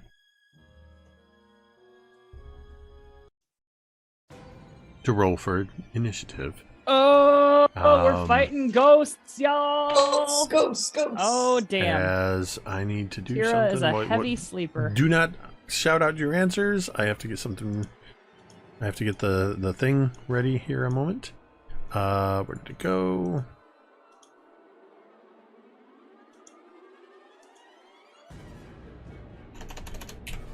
Jake, do you need me to roll initiative too, since I'm running into melee?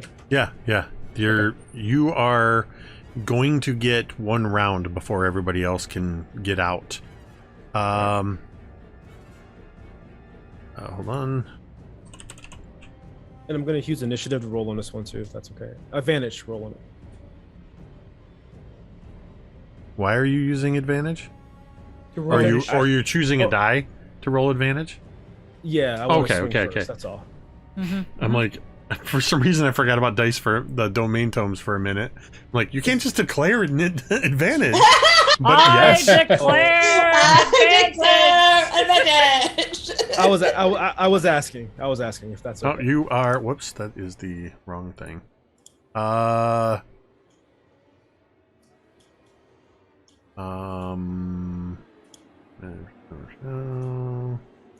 Sorry, we've had some changes, so I got to make sure everything is on the up. Okay.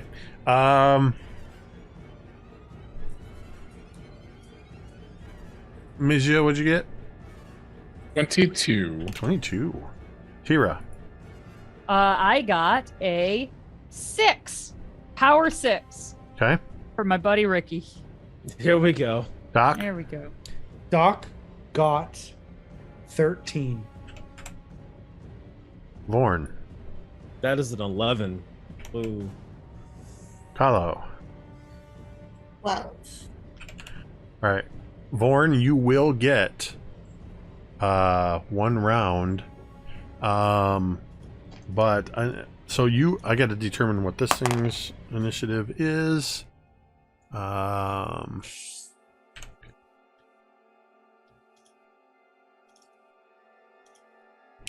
Okay.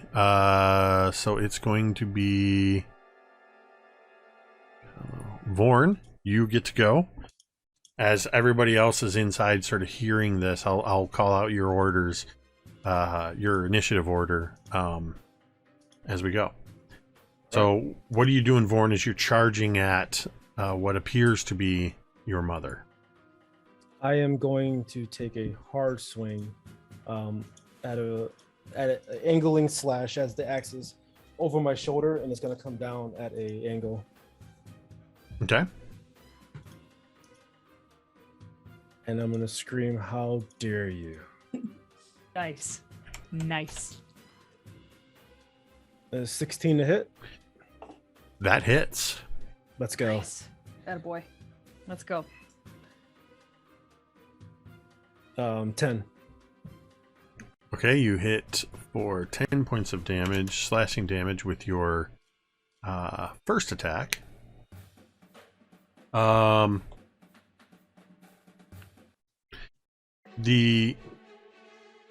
You still have another attack, I believe.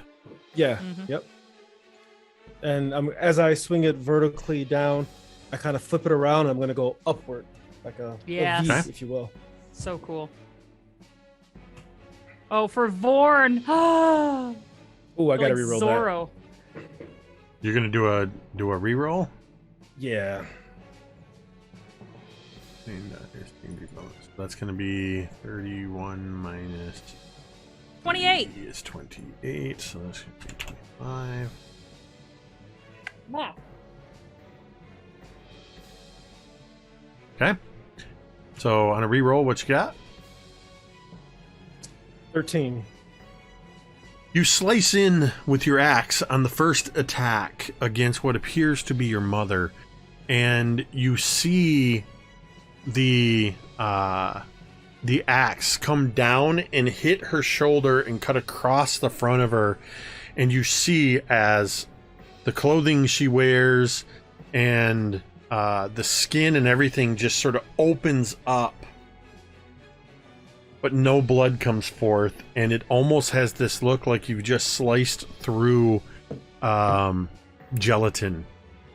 You Yeah. come in with the second, and she holds her hand out and grabs the haft and sort of pushes it away, causing you to miss that second attack. In Orcish, she says, "Why would you attack your mother?" Oh, God. And you watch as from that wound you opened up, tendrils like tentacles reach out and start to pummel you. Yeah. The first one is going to be a 17 to hit. That hits. As you get slammed in the jaw with this thing, you take 18 points of bludgeoning damage. Wow. Uh-oh. That's great. And then it hits you a second time.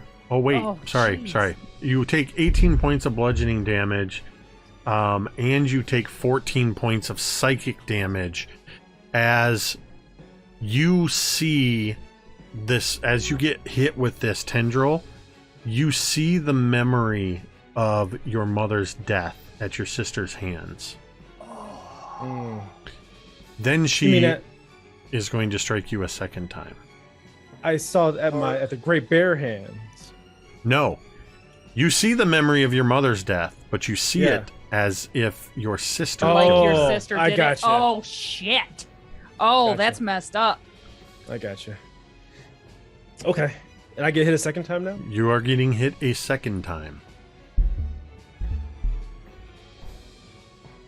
That is a 15 to hit. It hits. You are going to take another 13 points of bludgeoning damage, Oh my god. Are you okay? followed by 16 points of psychic damage. Are you okay? Yikes. As the second hit strikes you, you see a memory of your father gifting you your goggles. Something that didn't actually happen because you missed your father while you were on your rite of passage. But Right. this brief flash of memory, he is handing you your goggles. Mhm. And as he smiles, his throat opens wide as your sister draws a dagger across his throat. Oh, What is your health at?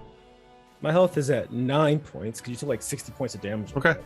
Yeah. And Now, the Vorn, it's not done yet. let's go. No. These tendrils reach out after hitting you, and each tendril seems to almost grow fingers and form into extra hands that reach out and grab hold of your head. And from the tendrils, you see another tendril come out, and it looks like there is a mouth at the end of it, but like the mouth of a lamprey, as it to your forehead. And I need you to make a wisdom saving throw. Oh my. Ooh. Roll with advantage, Ricky. I'm gonna Do do it. this with it. Why not? With advantage. Yes. Declare it.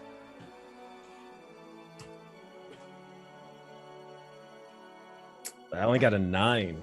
Wow. 3 and an 8, so that's gotta be a 9. Wow.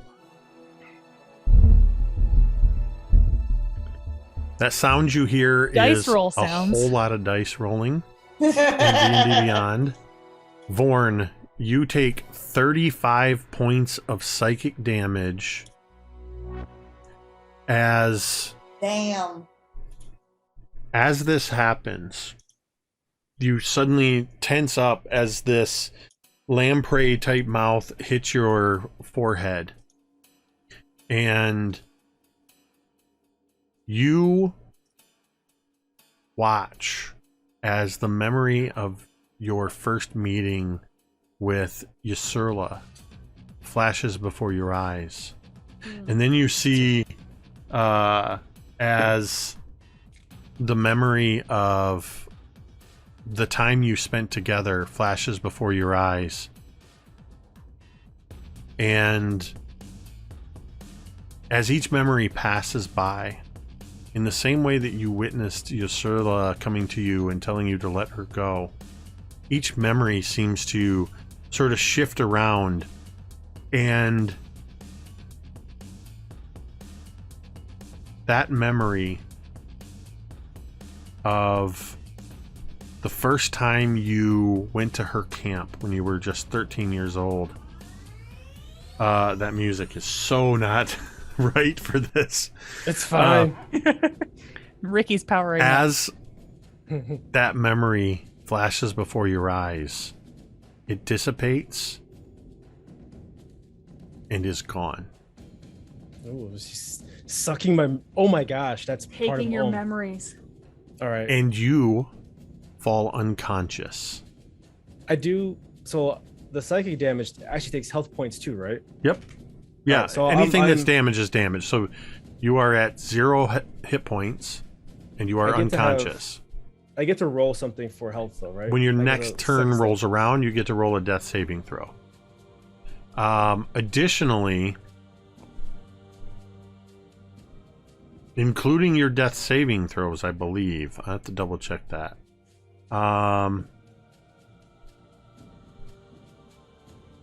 No, not from that. So I'll tell you what happens if you survive this.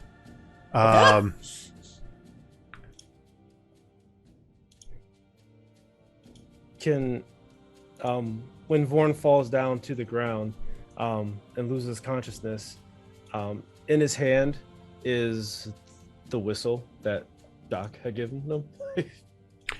Or I should say, there's a rope that's tied around his forearm with the whistle attached to it, and it's kind of like just dangling. Mizia, you are the first one out the door. And you see about 20 feet away from the door, in the moonlight, you see this almost eldritch horror of a creature that looks like an orcish woman with tentacles reaching out of her chest, holding on to Vorn, who is, just as you open the door, you see her release him from these tentacles as Vorn falls lifelessly to the ground. What do you do? I think I step outside and I see this, and I just stop and I put my back against the wall for this building, and I just call out, Tira, and then I'm gonna ready an action, but I'm gonna wait until Tira comes out and most likely engages with this thing. So, All right, Doc. You come out seeing Vorn lying on the ground and this half-orc woman standing there. Do I recognize anything about this woman? Does it just look like a half-orc? No, nothing. No, I don't think there's no reason you would recognize her. She just looks like a half-orc woman standing there with, tentacles coming out of her chest. Oh, with tentacles coming. Just normal things. Yeah, just a normal orc Just a lady with normal tentacles orc. coming out of her chest. With the tentacles, Okay. yes. Okay, great, Like you great, do. great. And Vorn unconscious at her feet.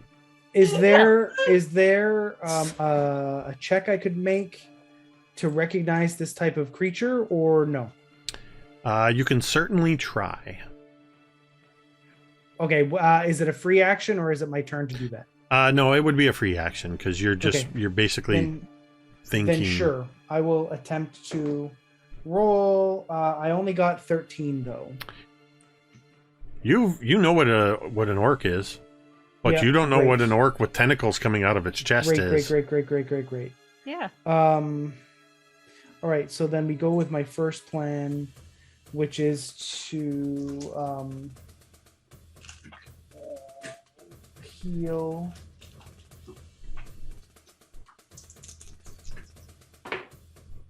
Oh shit. 23 health points back. Vornuk. Nice. It's one short of my maximum. So you come Wow, running up, spectacular. and what do you do as you run up and heal Vorn? What does that look like? So Doc, he's not going to run. What's wrong with you? He's going to walk forward, and he's going to tap Vorn on the shoulder. And he's going to gently hold the shoulder, and he's going to squeeze it slightly. And he's going to whisper something to Vorn as he does that while Vorn is unconscious. and then the healing energies are gonna flow through him as he takes that moss, chews it up, and then smashes it all together, and then rubs it on Vorn's face. And then he's going to stand in front of Vorn's prone body.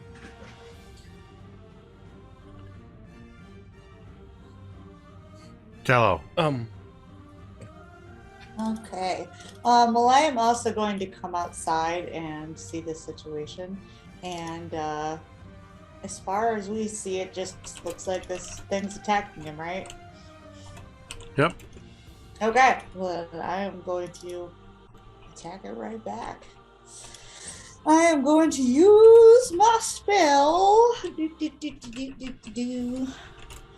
I'm going to try Maximilian's Earthen Grasp. So next to it, there's going to be a medium-sized hand that bursts out of the ground. I'm just going to try to grab it. Okay. So it's a strength save.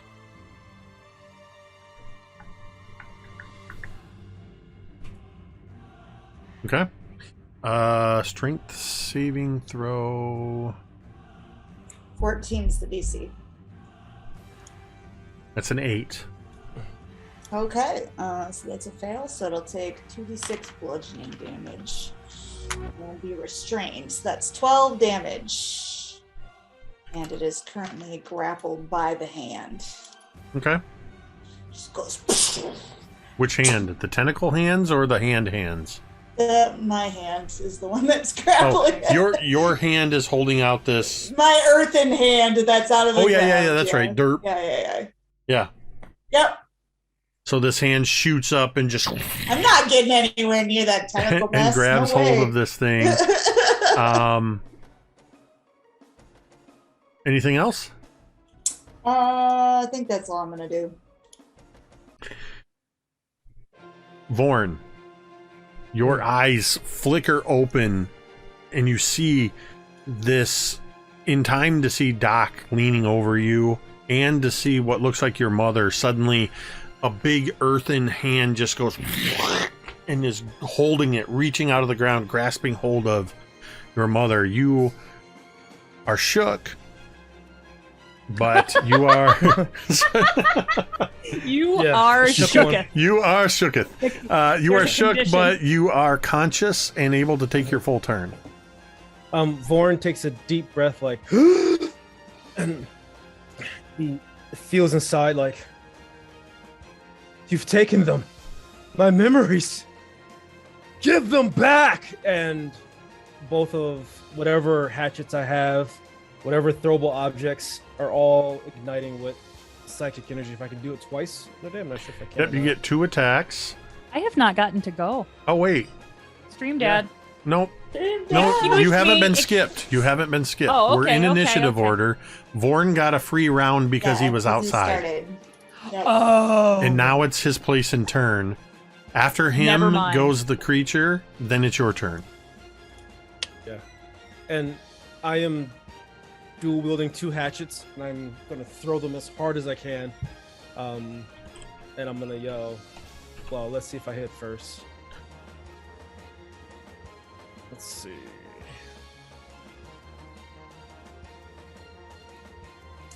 And I want to... Yep, let's just go. Here we go. Oh, nat 20. Okay. Nice. So, that crit on the first one, if you want to go ahead and do damage, will be maximum damage of the weapon. And then Okay. roll, so whatever those, you can roll those damage dice in there. Whatever they are, maximized, plus your bonuses, and then roll your damage die again. Okay. So for clarification, does each hatchet do No. the max damage? The or crit just is only for total? one of them. You have to roll for your Gotcha. second attack after we Okay, adjudicate this. gotcha. That's going to be a 9. That's what you rolled, but you also get to add max damage on top of Yep. that. So plus that's going to be 19. Okay. Ooh, hell So yeah. dude. 19, I also need you because that's a crit. It's a hatchet, which is slashing damage. I need you to roll a d12.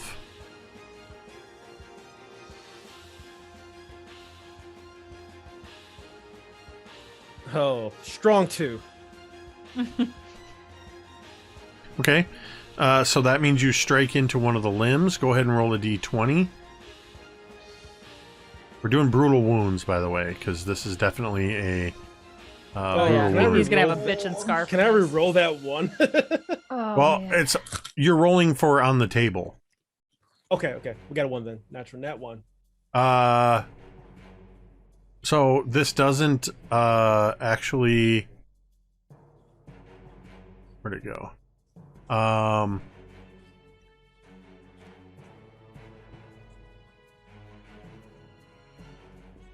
They're not holding a weapon, so you do cut into their fingers. And I'm gonna say you cut her fingers off. They drop to the ground with a wet Cool. thud. Cool. If she was holding a weapon, she'd have to make a save to see if she held onto them. Nice. And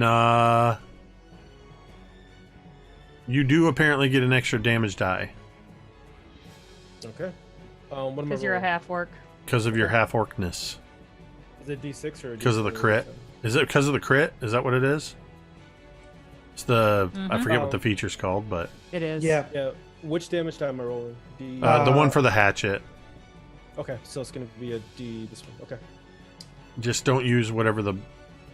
Yeah, that one does 6 points. Nice. What would actually it would actually be the 2, because you Oh, just 2. get the you don't get to add the bonus again. Okay, gotcha. But so yeah, another 2 points. All right. Throw your second hatchet. Wow. That was okay. one because you Wow. crit. Right. Holy shit. Ooh, that one got an 11. So yeah, that second one just kind of goes flying past. It ricochets off of the earthen grasp that's holding. Which actually, go ahead and roll it again because it's restrained, so you would have advantage on the attack. Hold on, let me check that. I don't have my conditions up. If somebody can beat me to that, more power to you. I think restrained. Attack rolls have advantage. Shit. Okay, so re-roll it or re-roll it with advantage. Reroll it. Gotcha. And that one's a 17. That is a hit. So you can roll damage on that one. And that one does 8 points of damage. All right. It is its turn. And I'm going to see if... I'm going to see first if it can figure out... Yep. It knows that you are the one holding the grasp on it, Kahlo. These tentacles are going to lash out and attempt to strike you. That's fair. They will be at disadvantage because it is restrained. Its first attack is going to be one of those. Okay, it's a 10. So you hear this as a tentacle whips past your face. The second one comes striking in at you.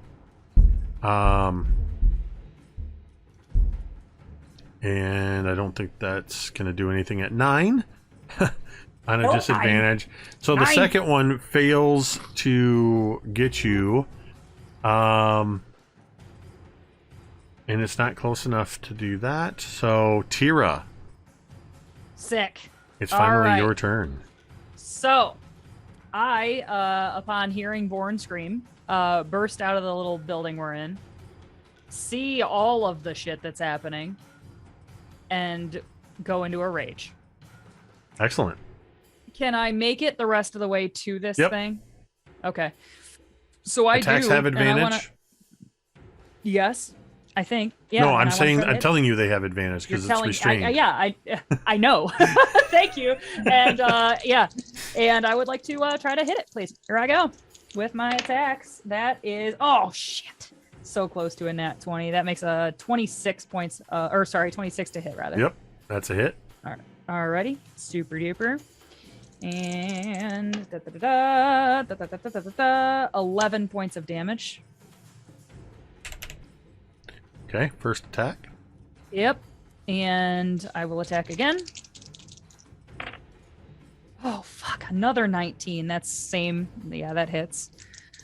And that's going to be plus 12 points of damage. Mizya, what were you holding your action for? Because it's coming back around to you and you didn't release your action yet. Yeah, no. Well, because I was waiting for Tira, Oh, as I stated. Just Tara to okay. come out of That's the right. building? Or? that's right. That's Yep. right. I was holding my action so that I could do what Doc has already done. So instead, I'm going to go ahead and I will reach out I will manifest the quill in my hand, and I'm going to cast. I need the thing to make a DC 14 intelligence save, please.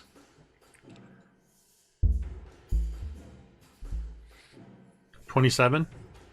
Yep. So then I just kind of like shake my hand at it, and that's kind of it. So that's your held action. Nothing happens. Yep. What would you like to do on your turn? Let's see, on my turn. Dwight, what a stud. Everybody, Dwight. Knowing how to play the game. Good job, Dwight. Okay, I don't know what just happened, but okay. I'm proud of you. Gold star, A+. Sorry. Just roll with it. So Jesus Christ, it's not that confusing. I'm just Good gonna- job. yep, I'm gonna cast Mage Armor. That's my turn. Okay. Doc, it's back to you. The thing is near you, but elevated because it's held in this earthen grasp. So Doc is going to reach into his satchel, and he's going to remove a jar. It's a vial of a viscous green liquid, and he's going to crush it in his hand, and it begins to swirl in a circle, and it looks to be bubbling as it touches the oxygen of the air, and he blows on it toward the creature, and I'm going to make an attack roll with advantage using a tome.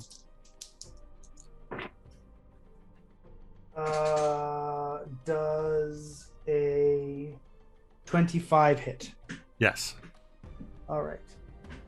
So this green viscous liquid in the form of an arrow shoots forward and coats this creature in acid, and it takes 2, 5, 8, 10 points of acid damage from an acid arrow. Okay.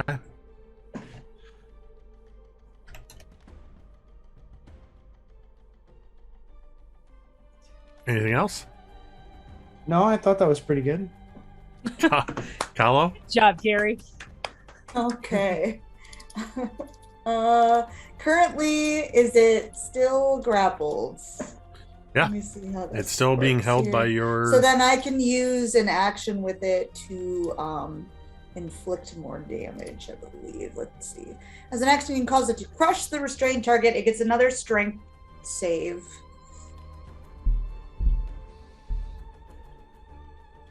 That's an 18. All right, that will be enough. So, but it can't break out from that. That just prevents taking more damage. Yep. So I'm just holding my hand out like this, trying to crush it, and you see the hand trying to crush. It's pushing back against it, but that won't do any damage. That's very Sith Lord of you, bro. It is. Kyle's a nice person. Just All right, nice Vorn. It's back to you, and you see what what wears the face of your mother, looking from within where it's held by this giant earthen grasping hand, the tentacle still coming out. It's pierced by this acidic arrow. It's got wounds on its body. Tira's up near it. Kahlo's holding. All this stuff is happening around you. And she looks down at you, Vorn, and she says, I blame you. What do you do? Oh. Horn grits. He looks and he hears it, and he goes,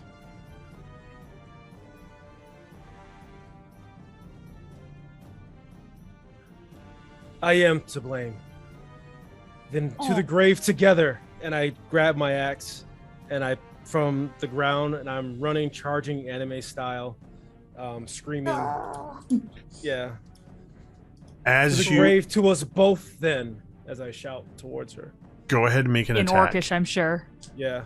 Go ahead and make Sick. an attack. And I'm gonna roll with advantage. Attaboy. Attaboy. Can't you all? No, hold on. Isn't it automatically with advantage? Is she still grappled? Yes, it is automatically with advantage. So you're good, Ricky. You don't Okay. have to spend a tone. All right. So there's a 21 hit. Yep. All right. And that is a nat 12, 16. Well, the maximum damage. Max is a damage. D12. Yeah, no, I got you. 16. I got you. So, Vorn, you run up and you run past Tira, next to Tira, as you slam your axe up in for this first attack. Mhm. And you hit as hard as you can. You have one more attack. Yeah.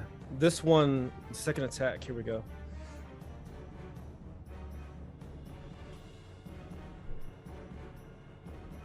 $21 again.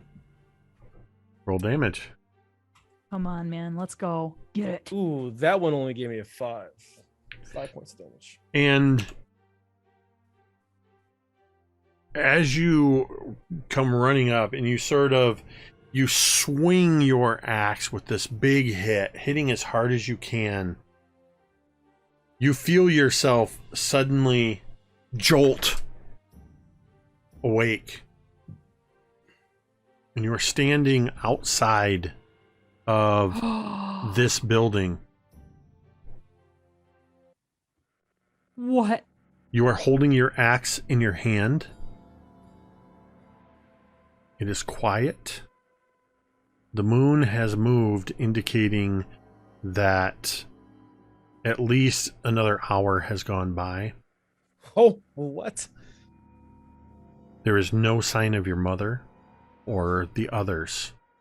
In fact, behind you, from inside the building, you hear the sounds of the Rack and Crack sisters snoring.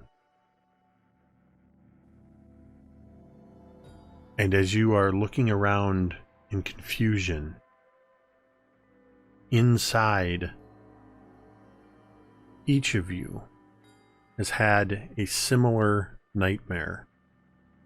Even Doc, visions have swept across your sleepless eyes, and each of you has fought with your allies, against someone important from your past. All of you can go ahead and take a full, long rest. Vorn, you have 1 point of exhaustion. You are unable to get a full night's rest. And that is where we're going to end tonight's session. Wow. Wow. That was impressive. Wow. Well So, done. Shit. there we are. Welcome to Vermeillon. Wow, I did not. Wow. Yeah. And here's the thing. You said it's like the city of effing nightmares, and it was still a surprise that was a fucking nightmare. The episode's Like, called that The was- Haunted Streets of Vermeillon. I don't know know. what you expected. I know. I can't be more clear.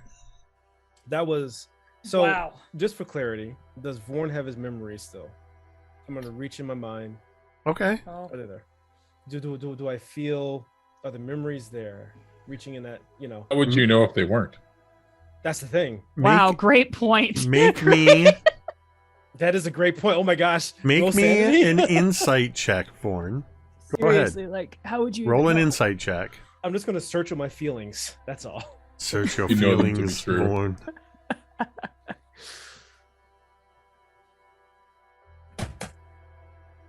9. The only one you've ever loved is Tira. You don't know. Remember anybody else? You don't know. You have memories of that time meeting Ursula. They seem foggy and hard to get a hold of, but you do have memories of that, but you can't tell if anything is missing from that time. So, all right. With that, Wow. we are going to call it a show. Good stuff, guys. This was a really good episode. I'm glad we've reached Vermeillon. I'm excited to see what you all, how you all are going to deal with this. I think we're going to throw a raid over to Dreamwisp Jen here in a moment. So thank you everybody who has tuned in. Remember, we are live every Monday night at 8 p.m. Eastern. And I know on the placards it says one Friday a month for the Nerdarchy game. Guess what? It's this Friday. This Friday I will be with Nerdarchist Ted and a few other friends as we are playing some untraditionally arcane. There we go. Get that ready to go. So as I said, thank you to everybody who tuned in tonight. We appreciate you all so much. If you're somebody that lurks in the background, thank you. We appreciate you just the same. And a huge thank you to these amazing players that I'm so lucky to get to play with. Thank you to Gary, Carrie, Dwight, Ricky, and our special guest, Brooke, without whom it would just be me talking to myself for a few hours. We are going to go ahead and end this stream the same way we end every stream. You can say it with me if you want. you